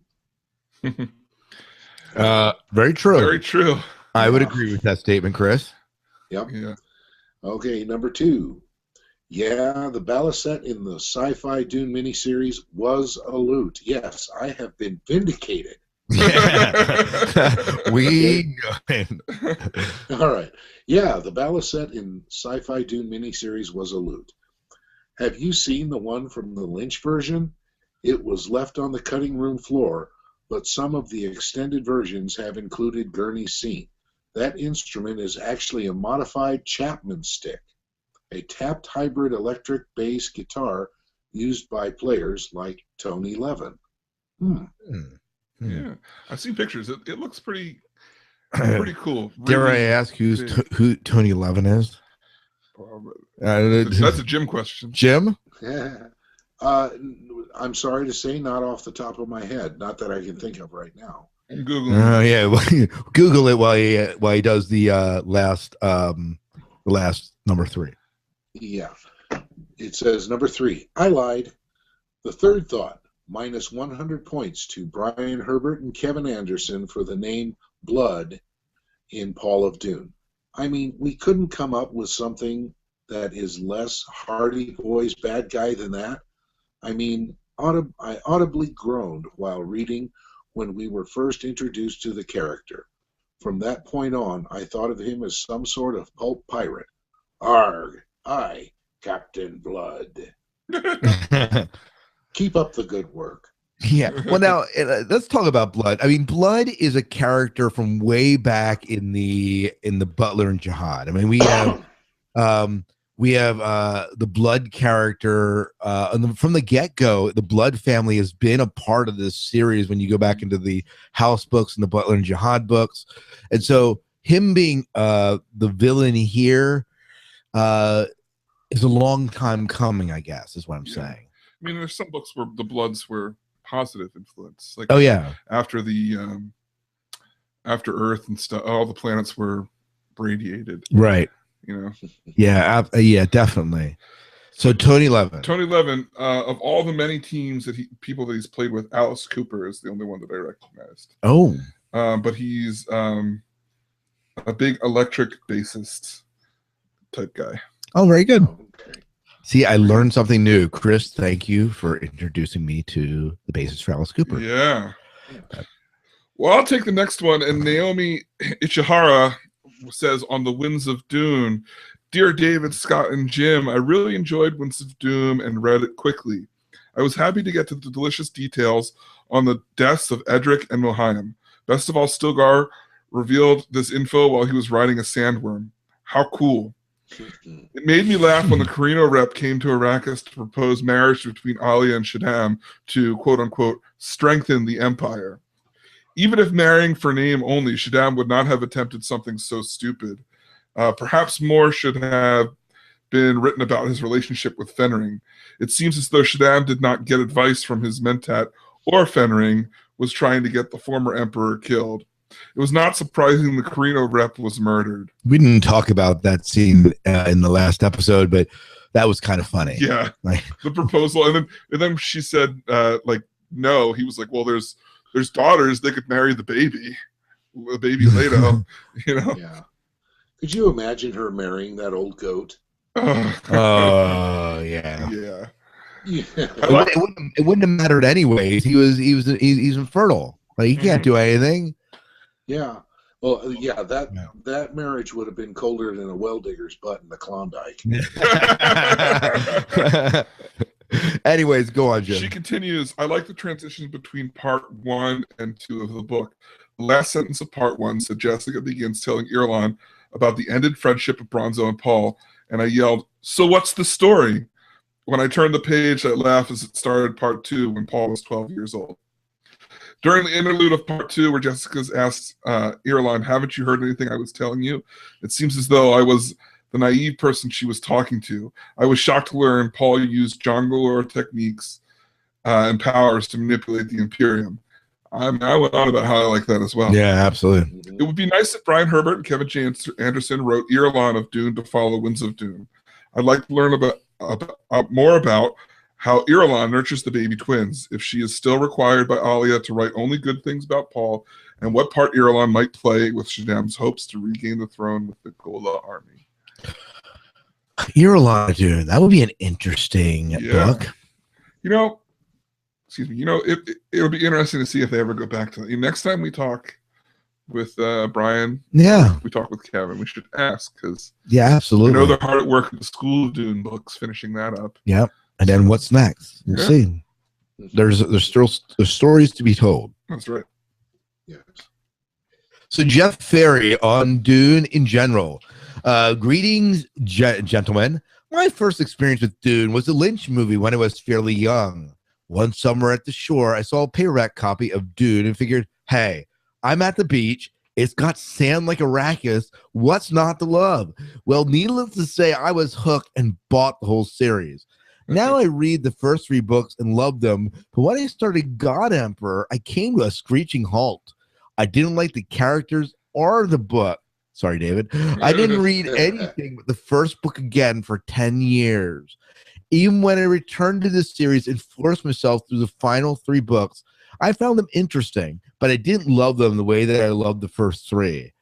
While the first 3 books were easy reads, the last 3 were chore to read. I felt the tone of the series changed, and they just weren't as much fun anymore. Maybe that's just me. Well, we'll certainly see. My memory is very similar. The further it went on, the more heady the books became to me. And there are certain that appealed to a certain element of Dune followers. Mm-hmm. Certainly. Mm-hmm. For sure. Yeah. The first 3 books, man. It's what's funny about that is he's lumping Dune Messiah in there, and that one gets a lot of hate. So actually, Chris, I really want to ask, not Chris, sorry, Jeff. I can't get your name right. Jeff, I would love to hear, as you look at the first 3, what did you think of Dune Messiah in the middle of those 3? I understand Children of Dune and I understand Dune, but Dune Messiah gets a lot of hate, and I would love to hear your thoughts on it. Yeah. Roland says, I think he might like this book better if they wrote Year Long of Dune. He was notoriously against the Winds of Dune. Right. Even though he gave it a 10 out of 5. Got it. Go ahead, Jim. Yeah, before you start this, Jim, let me just say, I really just we had the same outline of who read what, and I just kind of put new ones in. It's the same order as last month. But somehow you wound up getting the really long one again. Good luck. Well, I'll tell you what. Just give me a sign if you want to stop and talk about something, because as you say, it looks like they're numbered. So maybe you can read the introduction and then the numbers, and then we'll stop. We'll stop after the introduction. Stop after the numbers. Okay. Yeah, this is a big one, and I believe it's pronounced Kolia Dimmick. Pardon my American accent. Right. It says, "Hello, Jim, Scott, and David. Greetings from Cologne, Germany. Let me start by telling you that I quite enjoy your podcast, as it is entertaining at best of times.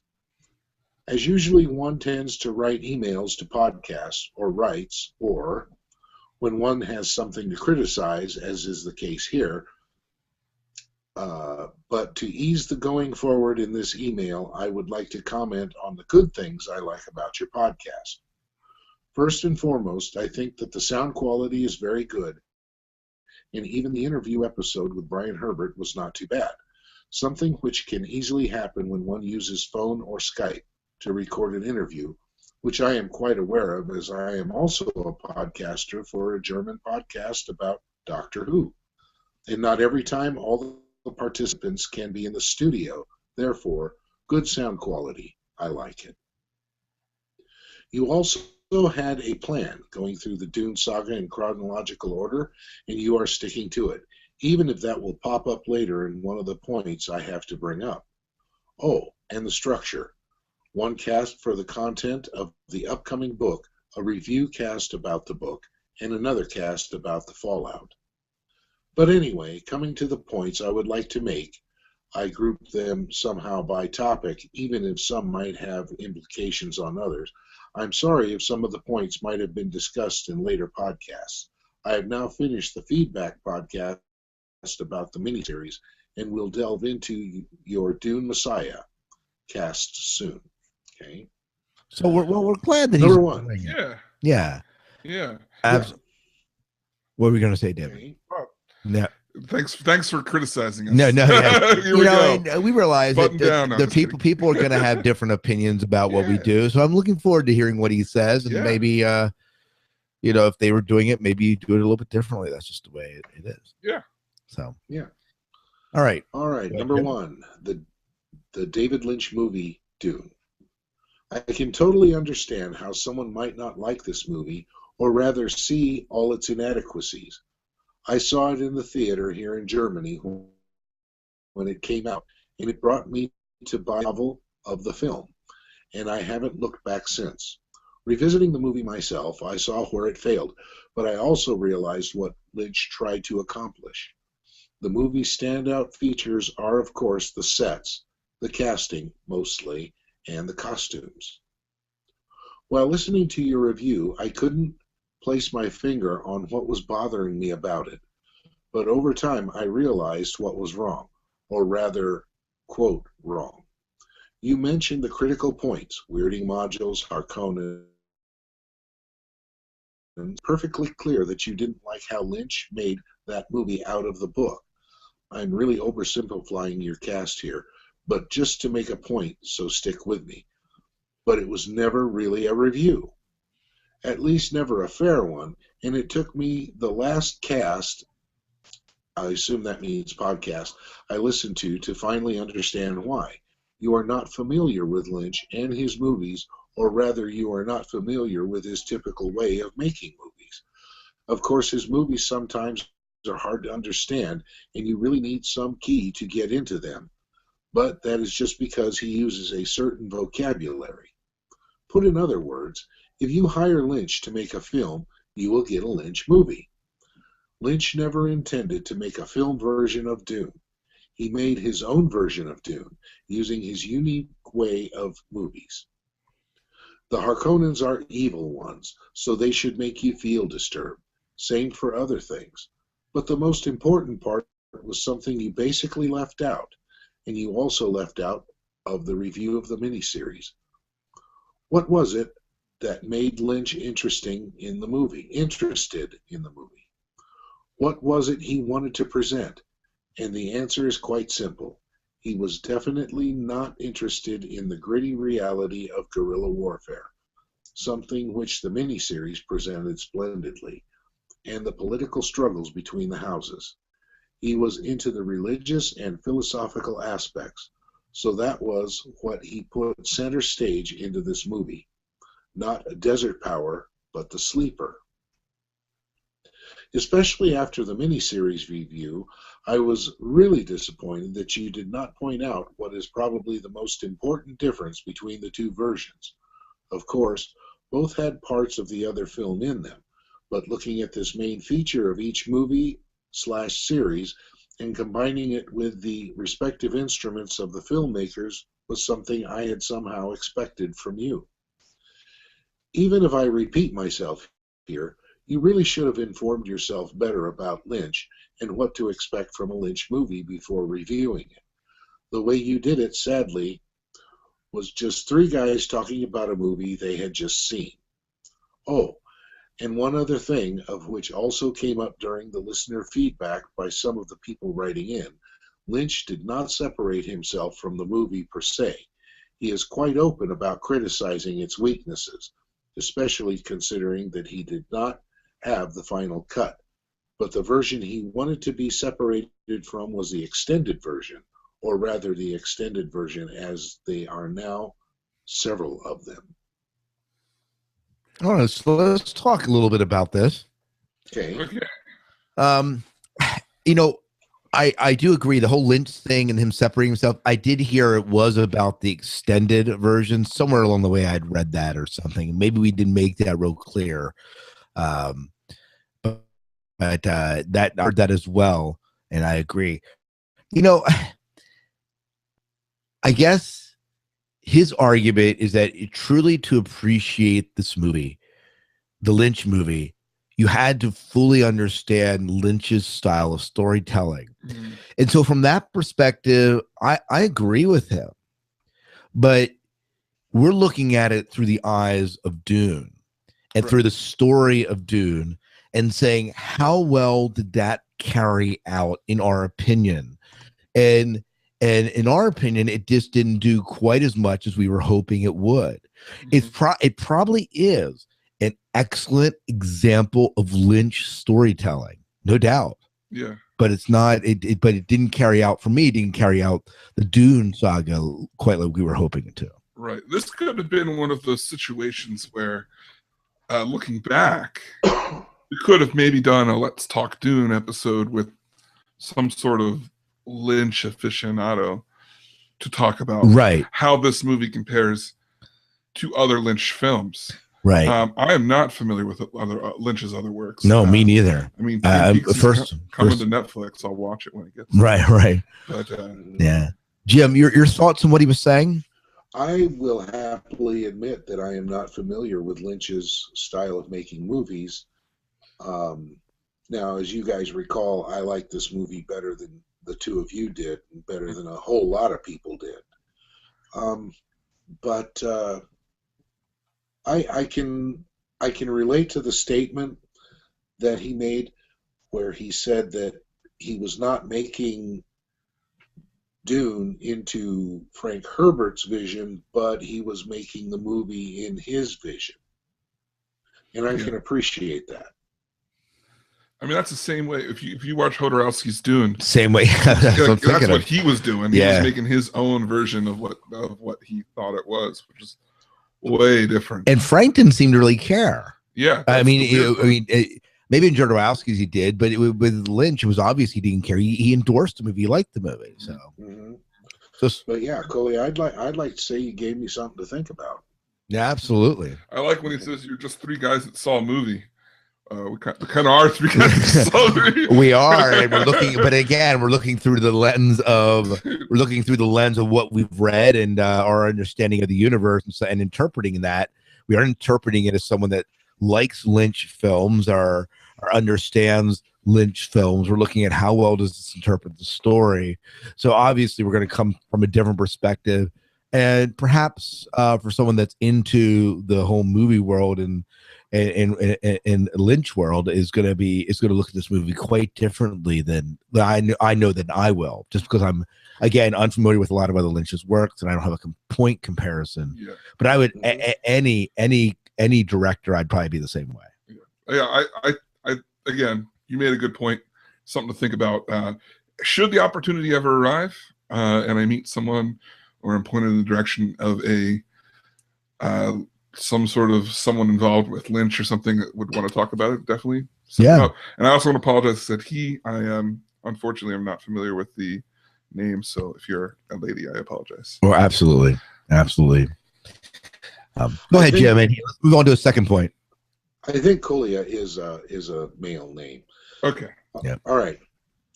Reading order. This is number 2. As mentioned above, I applaud you on your decision to stick with the reading order as you chose before starting this project. But once you reached Dune, the problems of this choice became apparent. And for people enjoying the original series more than the Herbert Anderson novels, it sometimes bordered on physical pain.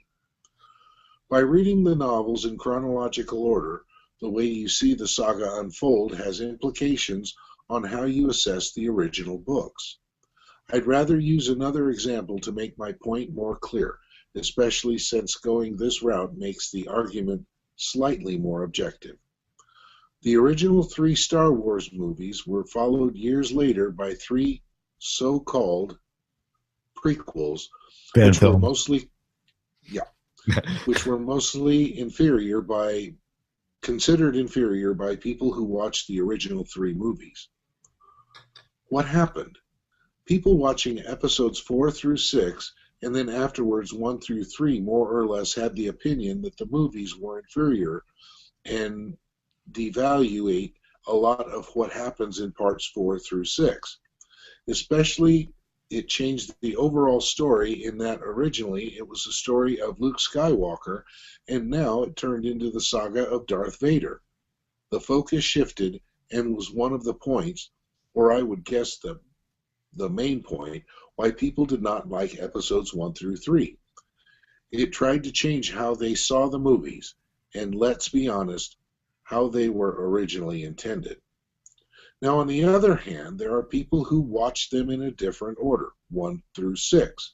For them, the whole story, the saga of Darth Vader, made sense because by starting with the newer movies, the story was put into their heads, where the original movies 4 through 6 had to be adapted to fit the story given to them by 1 through 3. Their perception changed. One can easily see that both ways of seeing the saga are true, as it just depends on the order one watches them. The point I am trying to make is, of course, you are doing the same to yourself by reading the novels in the way you do. Your story did not start with Dune. It started long before, and therefore Dune has to somehow be seen differently to fit the overall story made up by Anderson and Herbert. Why I am discussing this in such detail? Well, most people criticizing the new books do this from a viewing standpoint of having the 4 through 6 equivalent in Dune first, and they see what they have regard as an amazingly good and deep book being devalued by 1 through 3. Their arguments come from this perspective, while your counter-argument or sometimes just rebuttal comes from 1 through 6, put short.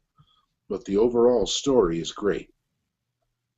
Yes, for 1 through 6 readers it might be, but it really lessens the amazing impact of only 4 through 6 has, and it is coming from the space opera viewpoint of the prequels. Yes, after listening to a large number of podcasts, every listener should know how you see the overall saga. That is not what they are arguing against. As with my Lynch part above, they just expect more from you regarding these original books, especially that you as reviewers take the one book that is central to the whole saga as the Bible of Dune. Nothing in this book should be re-evaluated by something which was written quite some time later by totally different authors. Everything you discuss and review should always have this huge, non-changing block of stone in the middle. Everything should revolve around it.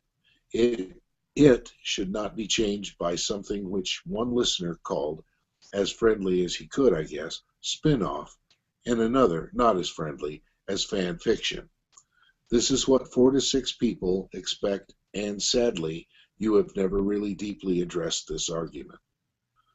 By just saying, yeah, but that is how we decided to, on an order to read that, you totally negate any argument from coming from that side, which leaves listeners like me at the best of times only slightly unhappy. All right, then. Okay. So, David, thoughts? Okay. Well, I 100% understand this point of view. And my response may sound like his just saying, yeah, but that's how we decided to do it, and negating him. But I want to say the reasons behind the reason that I presented this project to Scott and Jim in this fashion was because I had already read almost all of the books at this point, and I read them in publication order. So I had experienced them in the way that he refers to as correct. However, my curiosity as to what it would be like to experience the long saga of Dune in a chronological sense was really what appealed to me. Now, a lot of people can read the Dune series in publication order, but when you look out there to look for things, and if there was at the time, I wasn't 100% sure there wasn't another podcast out there.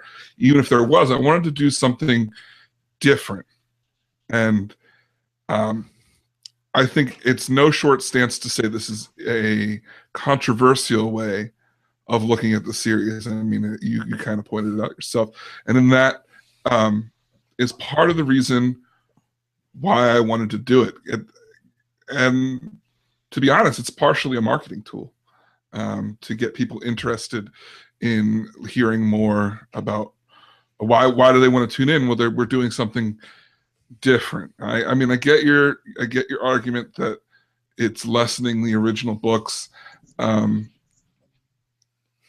think it's a different viewpoint depending on how you experience it, but in each way, you're still experiencing it.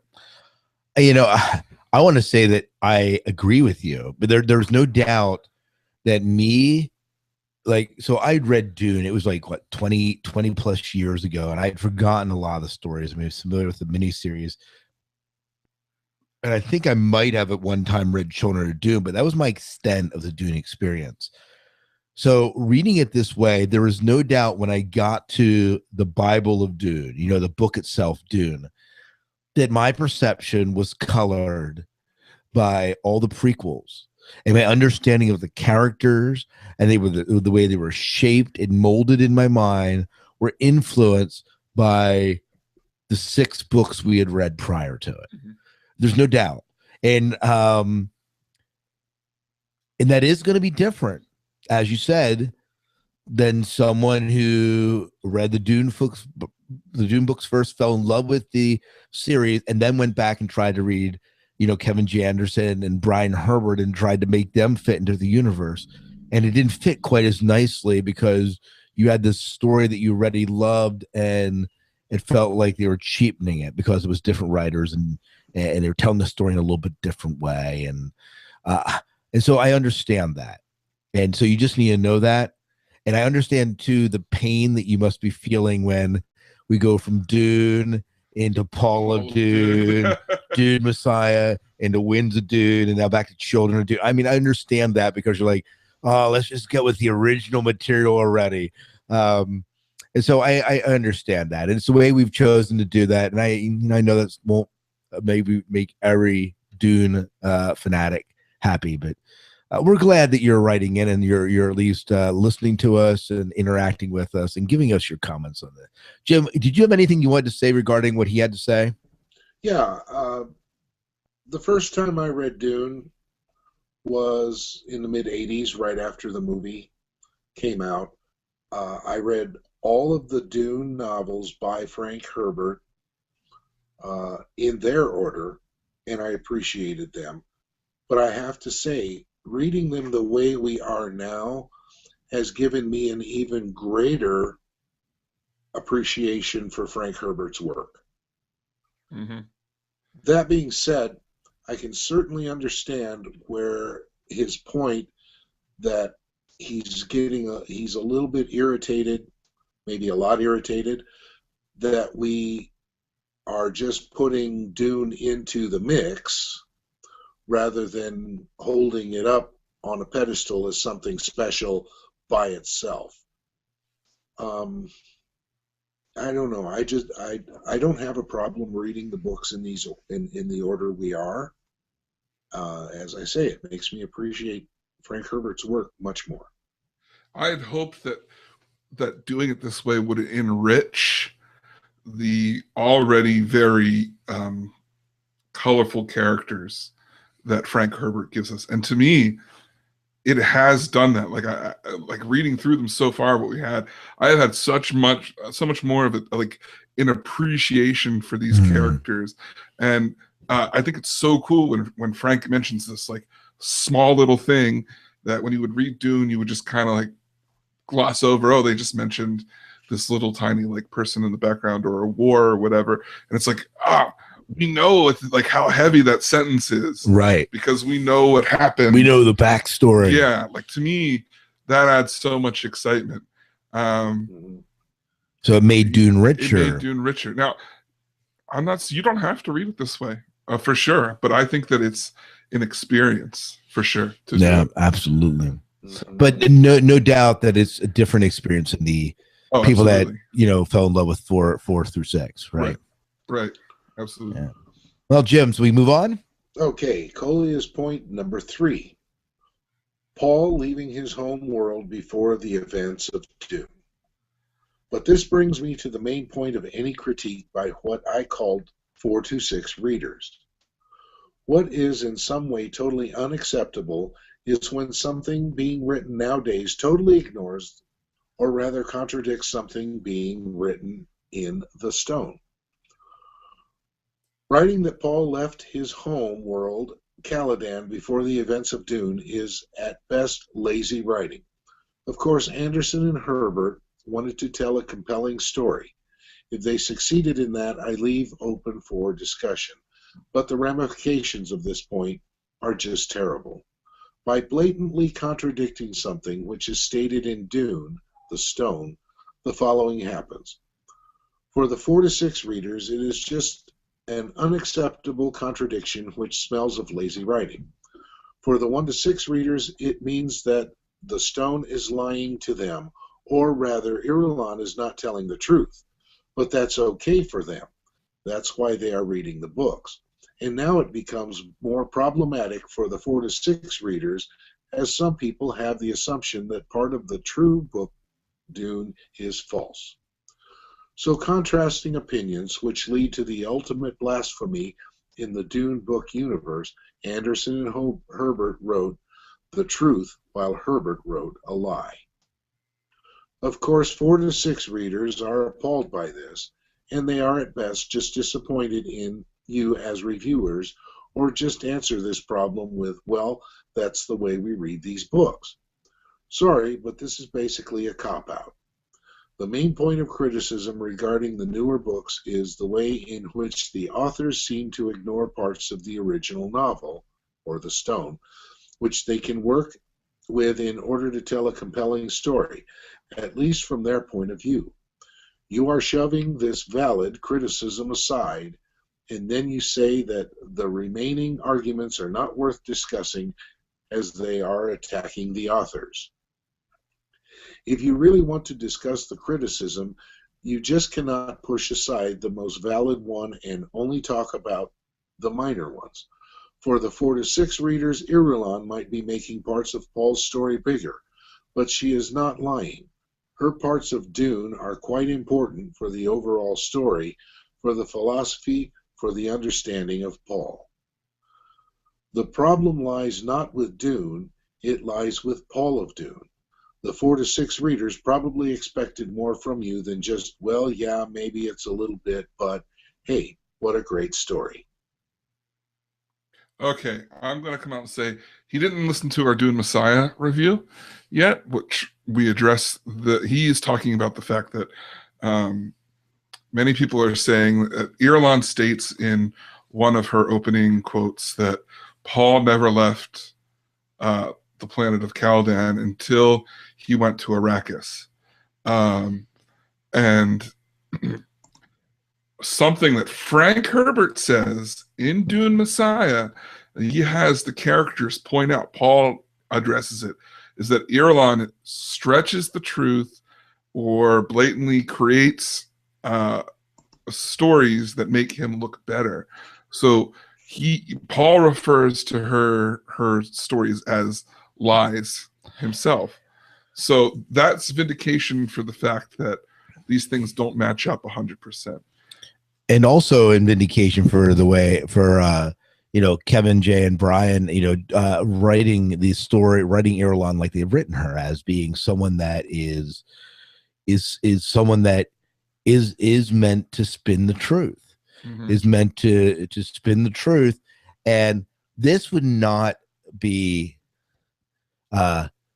totally out of line, at least with our understanding of it, like Bronzo and even Paul's view of himself in Dune Messiah, of this image that Paul is lifted up to in Dune Messiah, he's working at tearing down, and especially when you get him as a preacher in Children of Dune. Right. Yeah, I mean, so I get what you're saying, and this is an argument that we've seen a couple times, and I've heard my own personal conversations with people, is that they come back to this specific thing. But Dune Messiah proves that it's quite okay. I mean, in saying that what Irulan says is not always 100% the truth, and that allows that open gateway to change that fact. And I guess maybe the flip side of this is, do we allow the stories and the characters to change over time? And are we like, so for them, they're looking at this thing, the text that we held as being written in stone. We are arguing and saying that is now, because we can't trust Irulan, some of what Irulan says can have a little bit of doubt cast on that. As being 100% absolute truth, because she is the propaganda machine of the new empire. Is that a bad thing? Is it bad for us to look at Irulan in a slightly different light? And I'm not certain that it is, but I don't know. Jim, your thoughts on this? I really don't have anything to add, guys. Yeah. Okay. Yeah. I don't know. I don't think I have anything more to add either. Yeah, I think we covered it. Yeah. Okay, number 4, bad reviews. Oh, and while we're talking about criticism, I believe your choice of bad reviews is just wrong. You usually pick the really bad ones, where the writers are mostly just letting off steam, and by doing this you get around having to argue against the real critical arguments. Very rarely do you pick bad reviews. Yes, it does happen, where one can argue against. Picking an Anderson and Herbert are terrible writers, and I hate them review. You don't do yourself a favor. You pick reviews which are so dumb that you can just stand there, point to yourself, and say, well, no real arguments, we must be right, while basically actively ignoring quite valid counter-arguments at the more than 1-star reviews level. Thankfully, this usually sorts itself out in the listener feedback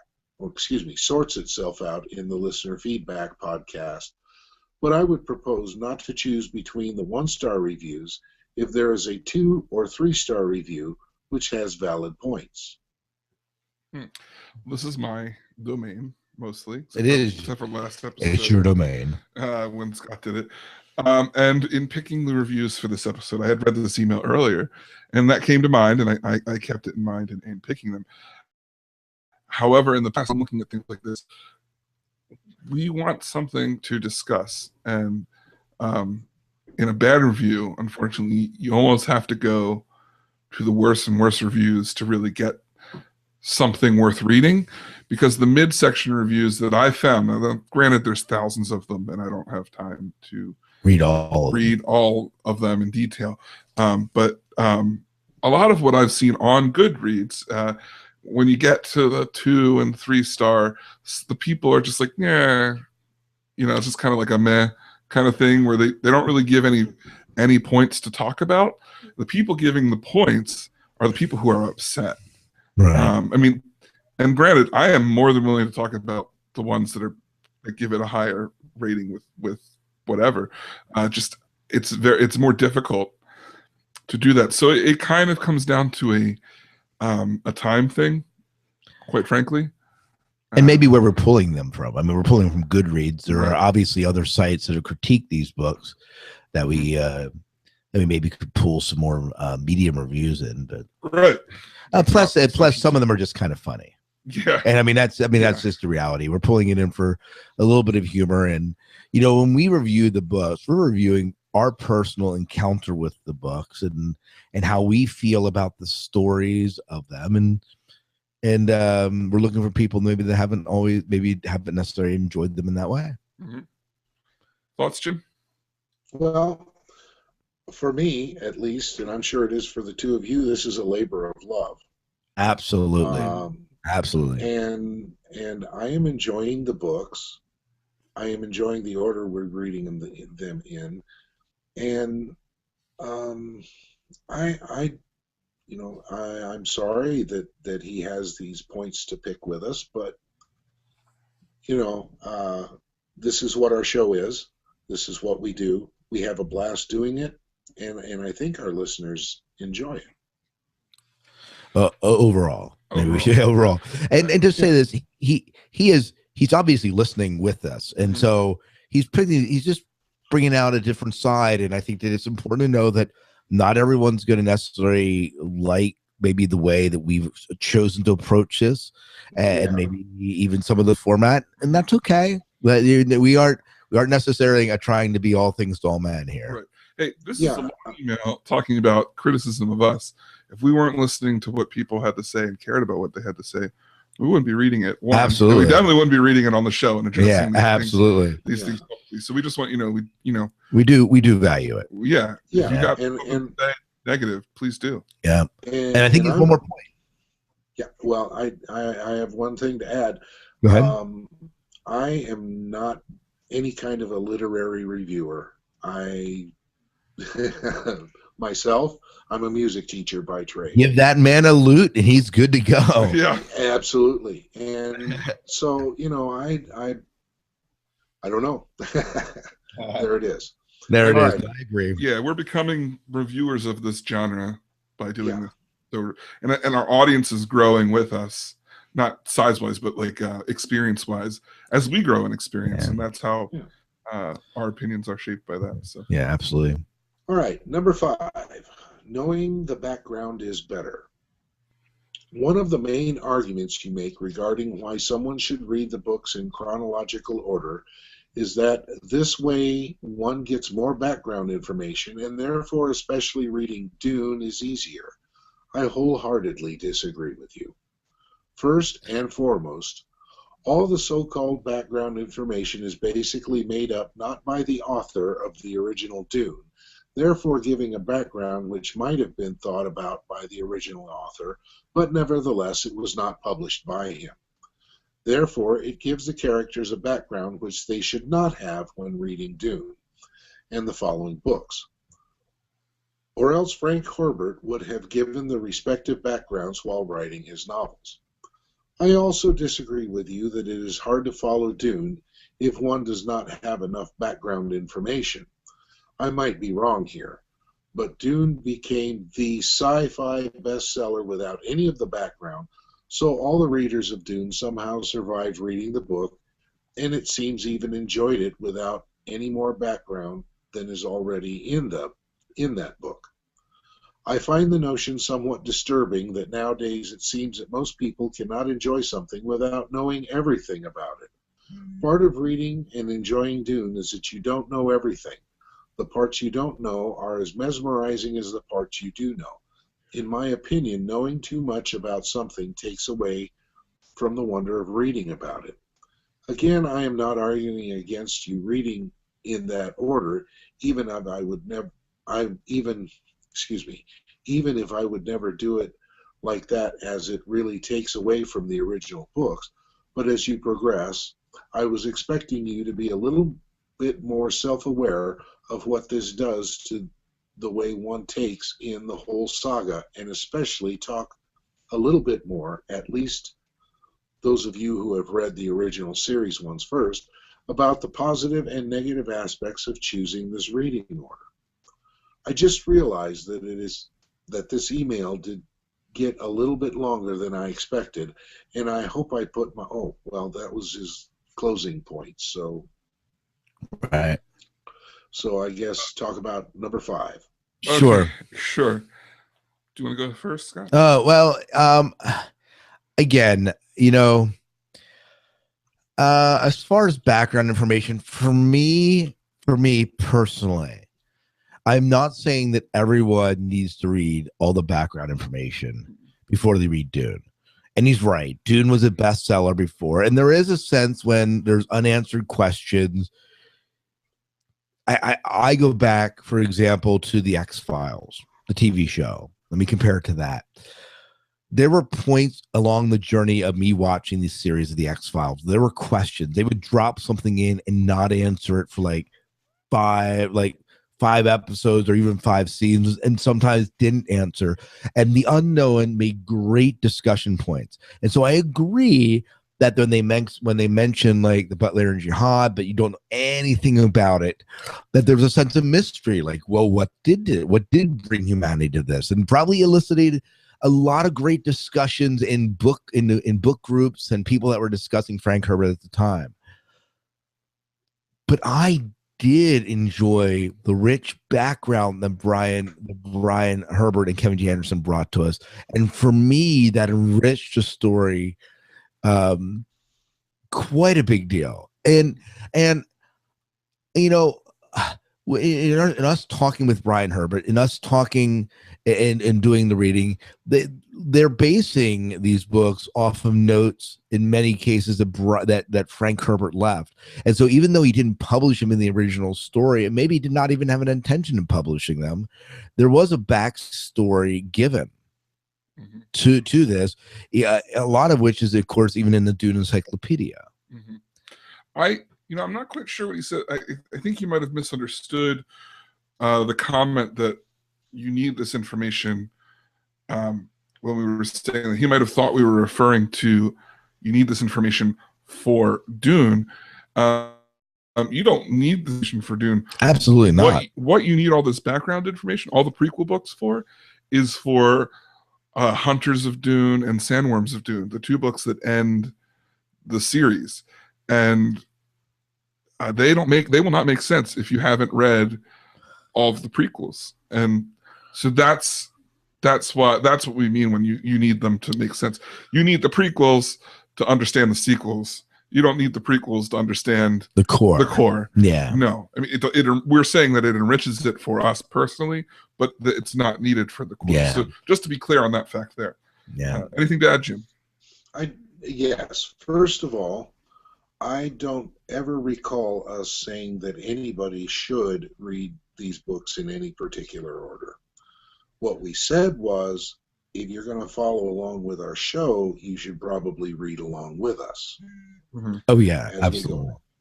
Point And so we're treating people. I'm sorry, I just jumped over you, Jim, here, but we're treating people that we're assuming that people have come along this journey with us the whole way. And so we're looking at it through that perspective. And if we would have started with the original Dune first, that would have given us a different perspective. We looked at that through a different lens, but because we're looking at it through the lens that we've chosen to look at it, that's influencing, kind of how this journey plays out. And that's inevitable. I mean, and I think that's part of what he's saying is the way we've chosen to read it. This has influenced the way we're interpreting these books. And there's no doubt about that. No doubt about that. I don't disagree with you at all in your points. But I do agree with you that you that you do not need to read the prequels to understand Dune, obviously. And I agree with that also, but it's fun. Yep. It's fun. Yeah. It's fun. So I definitely agree and disagree. Yeah. All right. To close this one out, I just realized that this email did get a little bit longer than I expected, and I hope I put my arguments down to virtual paper as clearly as possible, which is always a daunting task if one doesn't write in his mother tongue. I'm not closing saying keep on doing what you are doing, but I'd rather hope you change slightly from whoa, what a great saga overall to yeah, it's a good read, but here's what a critical reader might argue. Anyway, it's interesting listening to you and hearing your opinions, even if one differs. Take care and stay alive. Awesome. Yeah. Well, again, we do appreciate you writing in and taking the time. I mean, he took the time to craft that long podcast, a long email, and that's awesome. Yeah, for sure. Yeah, for sure. Thanks. That was well thought out. Yeah, definitely. And your English is not bad at all. No. Very well done. The stay alive part makes you wonder if there's a secret threat in here somewhere. Yeah. I'm coming for you. Try and watch stay out alive. for my Chris knife.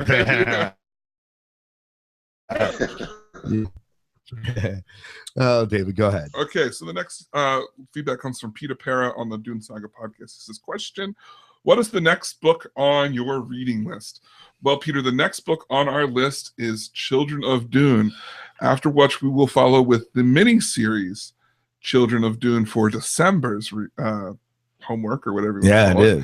And then we'll start back up with God Emperor of Dune in January. Now, is he talking about what's on our reading list personally beyond Dune, or is he talking about regarding Dune? Different way of viewing that question. Clarify. He did. He didn't clarify. I can tell you that I am reading Robert Jordan's Wheel of Time series. I think I am in book 10 or 11, and I'm thoroughly enjoying it. And then I'm also reading a book on running, since I am a runner, and I'm enjoying that as well. Okay. Jim, how about you? What's on your parallel reading list? You would ask me when I don't have my Kindle. Well, after Children of Dune, I was emailed by an author in Italy who asked me to read a new sci-fi book of his and write him a review. So that would be next on my list. Nice. And you always find those reviews at Jim's sci-fi blog. Yeah. At blogspot.com. Yeah. For me, I'm currently in the middle of reading The Law of Superheroes, which is a book about two lawyers wrote about how our law would change if certain fictional characters were real, and how that would pertain to actual law. Right. It's like reading a textbook, so it's I read a little bit and I take a break. And I'm also reading the volume 6 of the library edition of Hellboy, or volume 5. Sorry, that's on my list for this month. Awesome. So very good. There we go. Well, Bill Colossa writes about Dune, says, Dear Dune Saga Podcast, as requested, here's the info on the single voice Dune unabridged audiobook narrated by Scott Brick, produced in 2003, and may have been published as a library only edition. Nevertheless, even libraries discard material, so you can buy it used on Amazon. Now, let me tell you, you can buy it used on Amazon if you're willing to spend $265.76 or get it used for $365.39. So yes, you can buy it on Amazon if you want. But no, it's so it is available, and and he had sent a picture somewhere. I saw a picture somewhere that he had posted that it showed the Scott Brick signature that he had narrated this. I just didn't see it on Audible. Maybe I'll have to look around Audible. You think Audible would have something like this, but yeah, I guess not. Yeah. He also had a little bit more here. Yeah, he says, I'd be also interested to see what you guys think of the Dune customizable card game. See, and then there's a link there, and I'm opening it right now to look at it. Actually, it just took me to the other link. I must have the other. See about buying some decks and playing a few games. May the spice be with you, Bill from Ann Arbor, Michigan. Yeah, we could do like those. What's that one gaming channel that they can watch you play the game? Oh yeah. So yeah, we could do that. Play, yeah, let's play. Yeah, that's interesting. I that would be fun to do. I should see what I can do about finding that. I know I'd like to try and get somebody to talk about the video games too. Yeah, and that'd be kind of fun. I don't know if we have any. We can tap on any of the old creators or not. Yeah. But anyways, thanks for writing in. Really appreciate it. Any thoughts on what he said, Jim? No, not for me. Okay. And let's move on. Okay. Jim? Ross on God Emperor of Dune and / author bios. Hey, David, God Emperor of Dune is my favorite Dune novel. Why do you describe it as the black sheep of the series? I'm not offended, just curious. Okay, it is all about you. Yeah, so this is from my bio on our website. And I state that even though it's the black sheep of the series, it's my favorite. The reason I call God Emperor of Dune the black sheep is if you ask many people, even I think it was earlier in one of our reviews, you say where they stopped, it's always God Emperor of Dune. I couldn't get through it. It was too wordy, or it wasn't interesting, or it was boring.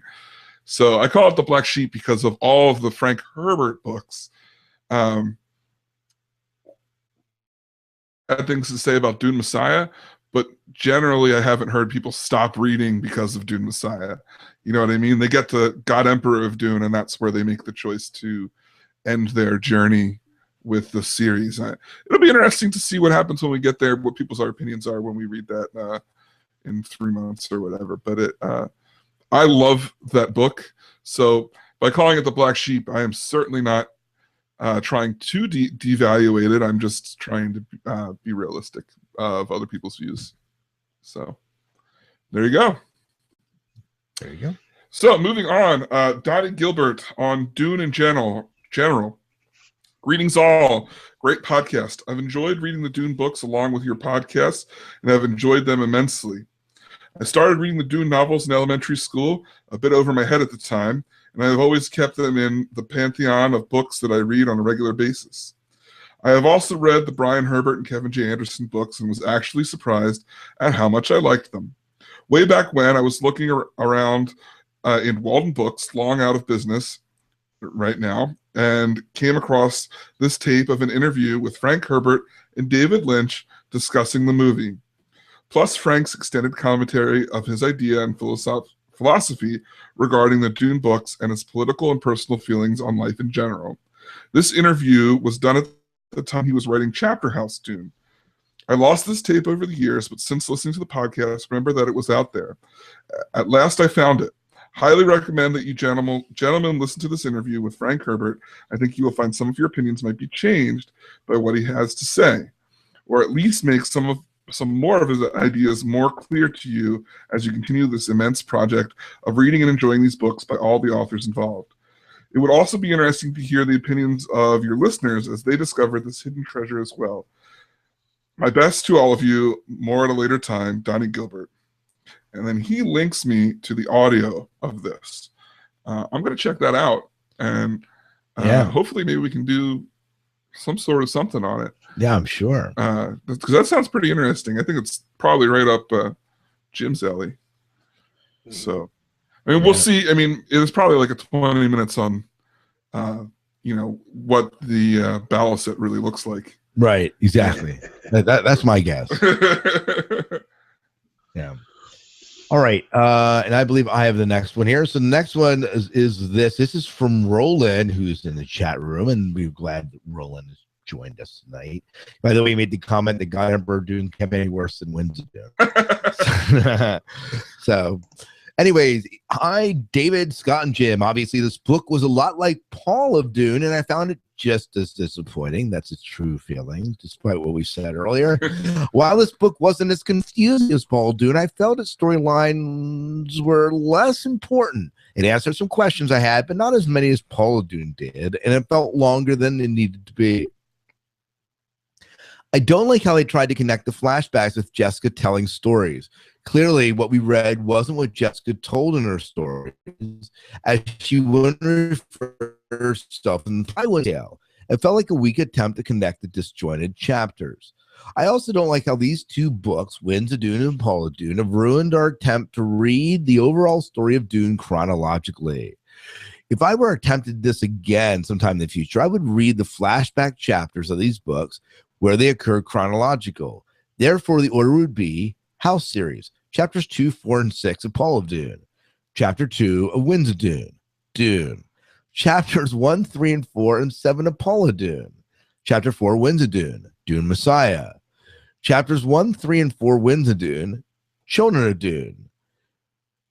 What a mess. However, I think this would work because the weak connection between the flashbacks and chapters and the non-flashback chapters of these two books. Personally, I'm not sad they stopped writing the House of Dune series. I give this book a 2 out of 5, definitely the lowest score of all the books we've read so far. I probably wouldn't have finished this book if it wasn't for this podcast. Woo. Oh, yeah. You know what? I do like, I just think it's kind of fun that he took the time to go back and break it by chapter. Like saying, well, if we read it this way. Yeah. It's funny that you do that. There are people who've made a, like, what is it? Is it Road to Dune or? Well, Road to Dune. That's the one that's about Frank. Right? Yes. There's one, I think that includes some short stories in it. Yeah. And there are some people who look at the chronological order and have put those short stories where they're supposed to be. And if you really read it chronologically, you're supposed to read them and split these books up. And we haven't done it. That's kind of fun. But he doesn't want a third book, so no, not at all. He doesn't. I'm disappointed because I think Throne of Doom would be. I mean, I guess I just really like Leto. Yeah, that's right. You just want more Leto. That's it. Yeah, and more Leto. Jim, your thoughts on what Roland said?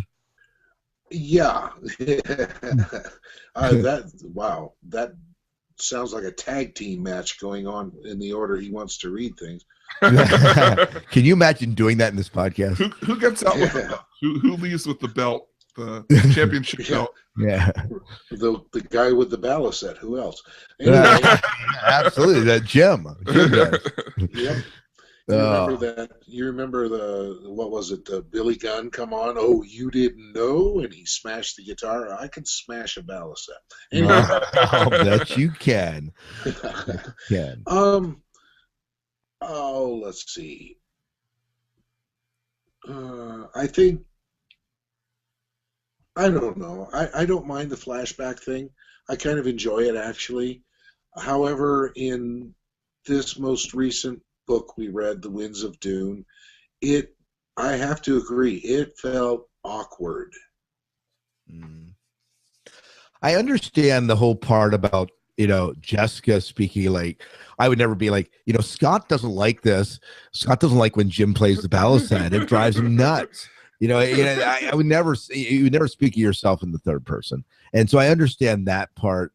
But at the same time, it would be very odd for her to be writing it in the first person, telling that backstory as well. Yeah. And I think maybe the issue here is that we have the trope of Jessica telling the story, period. Yeah. That's what I liked about it. That it made the purpose for it. I didn't feel like Paul of Dune had a reason for the flashbacks. Yeah. But Roland just chimed in here. What did he say? He said, I wouldn't mind. He's clarifying his stance. I wouldn't mind after reading The Throne of Dune, now that I realize it might wrap up some storylines from The Winds of Dune. Okay. And so maybe. But whether we get it or not is a whole other issue. Yeah. It's hard to say. Yeah. So, Jim, let's move on.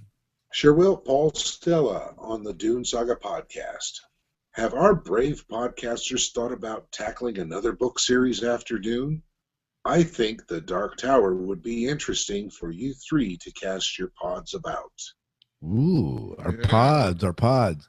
We have talked at least casually about doing another series. Mm-hmm. At least I think Yeah. Jim, you on board for that?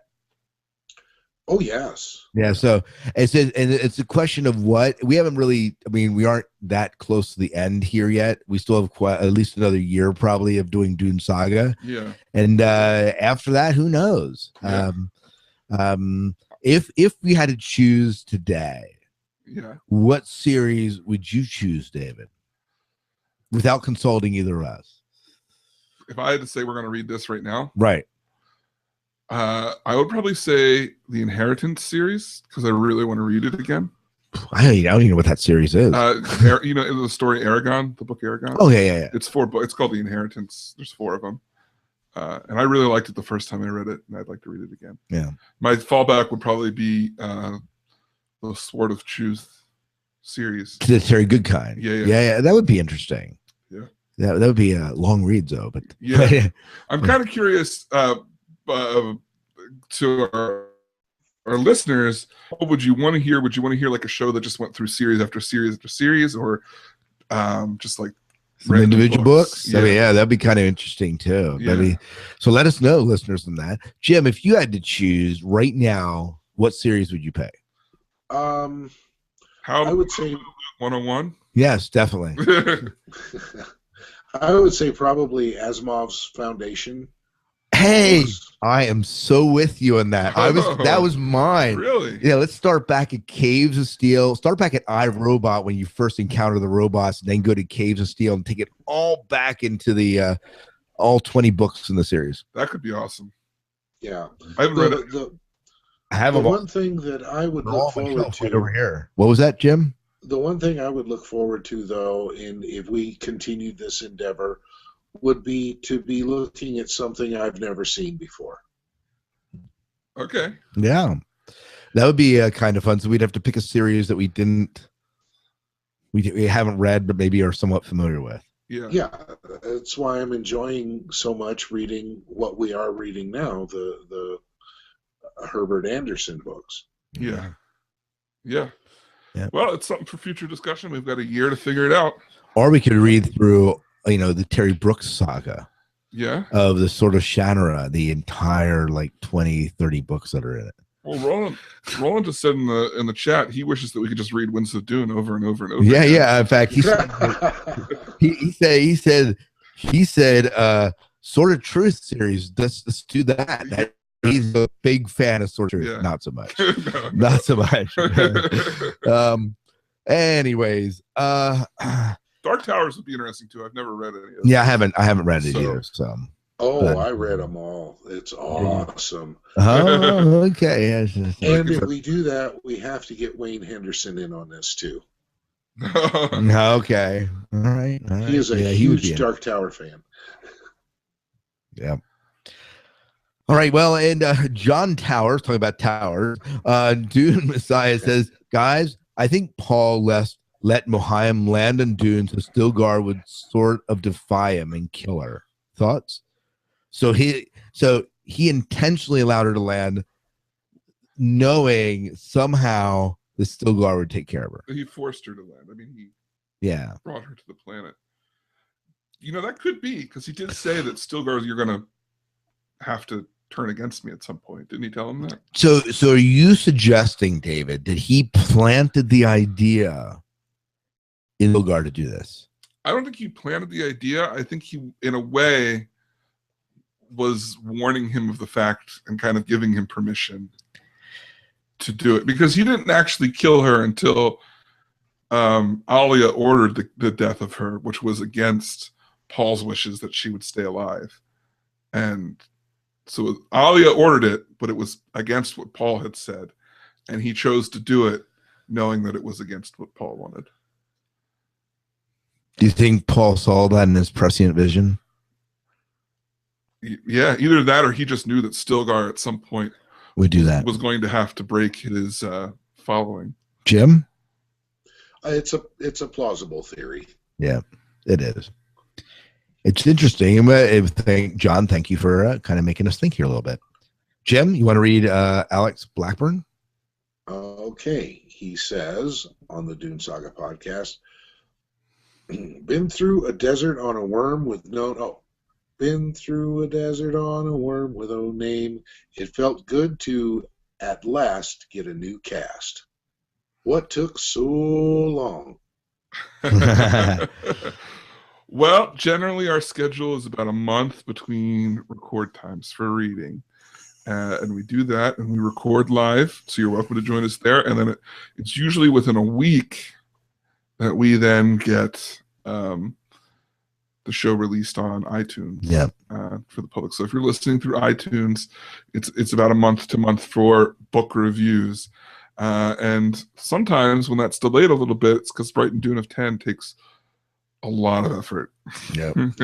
And generally I'm finishing the book around before we're recording anyway. 5 minutes before, and then he's like, "Yeah, here we go." Yeah. I start reading the day of, and I'm just kidding. So it just takes him so long to get through it. So I'm glad that you're anxious for more content. That's always exciting to hear. Yeah, absolutely. So I'm glad to get it out there for you. But that's why our schedule is the way it is. Yep. So. Welcome to Bad Reviews by David. Yeah, bad reviews. All right, let's jump in. I've got 3 mid-level reviews. I'll try and bust these out here for you. Jill Marquette rated it 2 out of 5 stars. She says, "This is the only of these in-between Dune books I've read and wasn't impressed.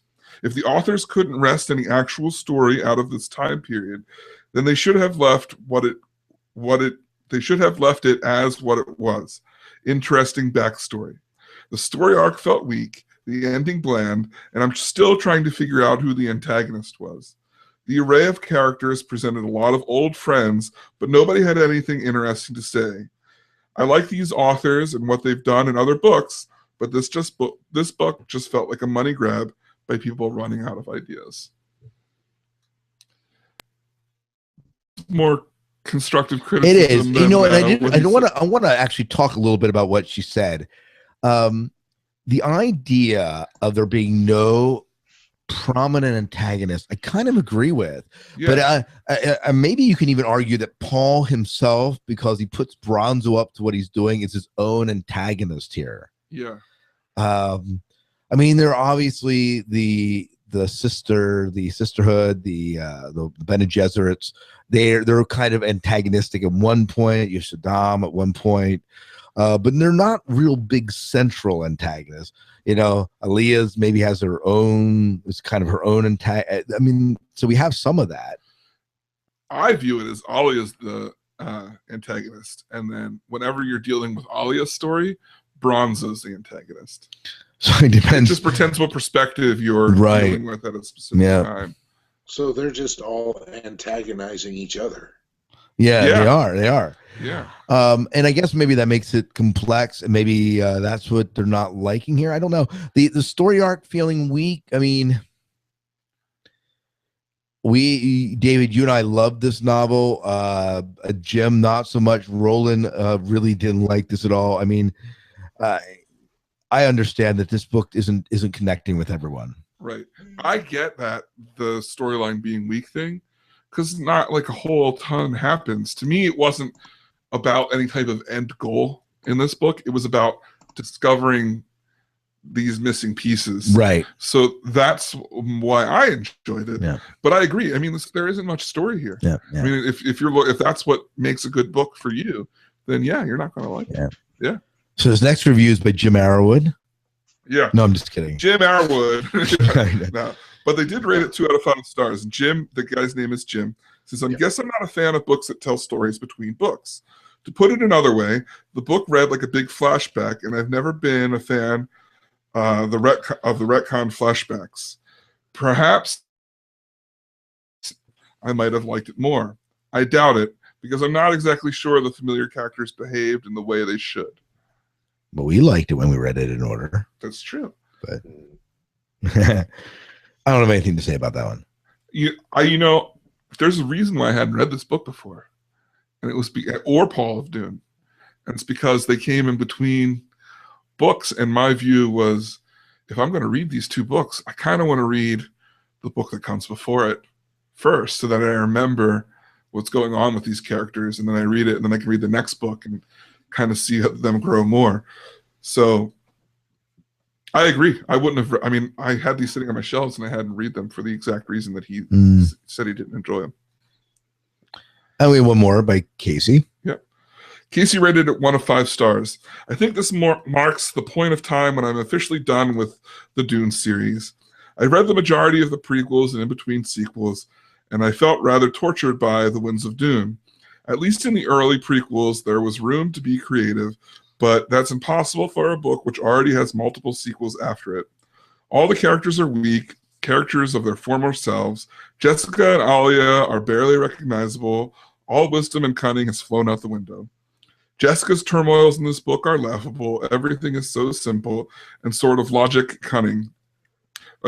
Any sort of logic, cunning, wisdom she once possessed are gone. Everything she does is for love. I get the fact that what made Jessica different was that she was able to feel love. However, that doesn't mean her intellect needs to go out of the window. Gurney's driveling towards Jessica is rather disgusting. Alia is betrayed in a strange way. She is known as slowly succumbing to madness, yet she and Jessica's relationship is very much like mother and daughter, when they never really acted that way before. The plot is weak and very stretched out. Secondary to the love theme oozing everywhere, Bronzo of Ix is publishing manuscripts to slander Paul. There's a section that describes the relationship Paul and Bronzo had, which completely skips over the majority of their far-flying intergalactic journeys to just a few pages. Rather, page time is given to worried parents, which is not interesting. Everything reads very juvenile. Any sort of scheme is instantly uncovered in about 2 paragraphs, except for the main one with Bronzo, of course. There's no intrigue and no missteps. Overall, I was bored and unimpressed. Also, why is Duncan, Idaho so unlikable? Jim, thoughts? I'd say that Paul of Dune, Winds of Dune, are very much transitional material, and that's kind of the way these books read. Yeah, definitely. They leave me wanting more. Okay. I don't know. Characters are going to evolve. They're going to grow, and they're going to go different directions. I don't think. I have to agree, though, that Jessica's character is not as rich in this incarnation. I keep expecting her and Gurney to wind up in bed together. That seems to be kind of the direction it's going, and that should not be. I wonder about that, and wonder if the way Gurney's acting is because he feels terrible for the way he treated her in Dune itself. Well, I wonder if it's almost, I mean, it's not the same thing, but what do they call that? When you get a life debt? You're captive and you fall in love with your captors. Oh, yeah, but she's not captive. But no, the Munich syndrome or something like that. Yeah, he's indebted to her for, I mean, he's in service to her. So when that admiration's turned to love, now that he's on a more equal basis with her. Yeah, maybe. You know, in the first time in reading the series, like, I kind of thought that in Children of Dune, I thought that they seemed more close than what. And then I remember also kind of thinking, well, like, is there something going on with her and Stilgar, which was addressed in Dune? You know, she turned him down, but. And the comment about why is Duncan Idaho always so unlikable, I agree that if you look just at Dune and maybe at some of these books, for me, Duncan Idaho through the House books, though, extremely likable. I love Duncan Idaho in those books. He doesn't come off with the greatest personality in these books. Yeah, well, he's a bit of a fish out of water. Yeah, also, Duncan Idaho is not Duncan Idaho anymore. Yeah, he's hate. Yeah, he's a Gola. Duncan Idaho is supposed to be dead. Yeah. Well, I think I mean, that's something that they try and drive home. He is Duncan Idaho, but he's not the same Duncan Idaho because he's a merged version of Duncan and Hate put together. And he's also Exactly. a mentat, which makes your personality totally different. Yeah, absolutely. So yeah. What do you think of the whole Jessica and Aaliyah relationship that they bring up? Do you think that was overdone? Like, I didn't sense it. I thought that Jessica was maybe trying to be a mother, but Aaliyah was having none of it. Well, I think it's you see it a little bit. How do I say this? Because having read Children of Dune, it's a point that comes up. It's a struggle between the two of them, and Alia wants a mother, but she also, whenever Jessica reaches out to her, she's like, "Oh, why should I need you now?" Right. Like, she gets all upset about it. So it's like, but then Jessica doesn't know how to be a mother to this daughter that she almost doesn't see as a daughter because she's preborn. Right. And how different she was.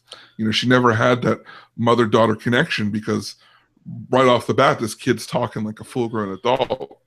It's a struggle that you see, I think, in some of the other books too, that this little girl has not had the chance to be a little girl. Right. Period. Right. Yeah. So I don't think it was overplayed. I think it was just enough to give you like the shadowing of the struggle that they both face. Yeah, absolutely. Yeah. Anyway. Well, I believe that's about it. That about wraps it up. Yeah. Hey, before we go, I do want to say we had a discussion. If you're still with us and you're still listening to the podcast, we would love to hear your thoughts about what series we should do next. And we would love to hear suggestions. If you have a really good series that you think would elicit some great discussion, or maybe if you think we should do a singular book rather than just a series, we can do single books for a while too. That would also make it interesting. Yeah, absolutely. I'd love to hear that. As always, you can email us at dunesagapodcast@gmail.com. Yeah, we're on Twitter, Dune Saga Podcast, Facebook, the Dune Saga Podcast. Yeah, that's right. And so please email us, send us your stuff in. If you want to keep track of the podcast and other things that podcasts going on, you can check out the Zogpod podcast the Zogpod Collective on all your app stores. Yep, and it'll keep you up to date as what's going on. Yeah. So once again, for the Dune Saga podcast, I'm David Moulton. I am Scott Herzog. And I'm Jim Arrowwood. And may Shai Hulud clear the path before you. All right. Awesome. That was good. That was a really good one. That was a long one. Yeah. I'm going to make a little mock-up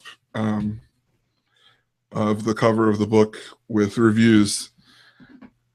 10 out of 5 Rolling Smoker. It's going to say on it. Should. It should definitely say. It should definitely say that. And then I'll make one for Throne Dune that says, I'd read that. Yeah. Jim Arrowwood. Yeah, I'd read that. That would be funny. Yeah. We appreciate the chat room for you joining us tonight. I guess I didn't stop it yet, but I do appreciate you joining us and giving us your input as we've gone along. Roland, and there were some other people in there as well. Yeah. I don't know who it was. Susan? Was there a Susan? There was Susan. Susan in there, and acknowledge not. Sometimes people just kind of lurk, and that's totally cool too. Yeah. Right. As long as you aren't stinky when you're lurking. Yeah. Beth. So, cool. Thanks again, guys. All right. Jim, December dates here. He and I talked while you were away. All right, and good. We agreed on the 4th. The 4th. Yeah. The 4th. All May right. the 4th be with you. Ha ha ha ha ha. No, that's December 4th. So clever. So not even cool. No. So, all right. Hey, I guess that's about it. We should wrap it up. It's getting late here. Yeah, it's past bedtime.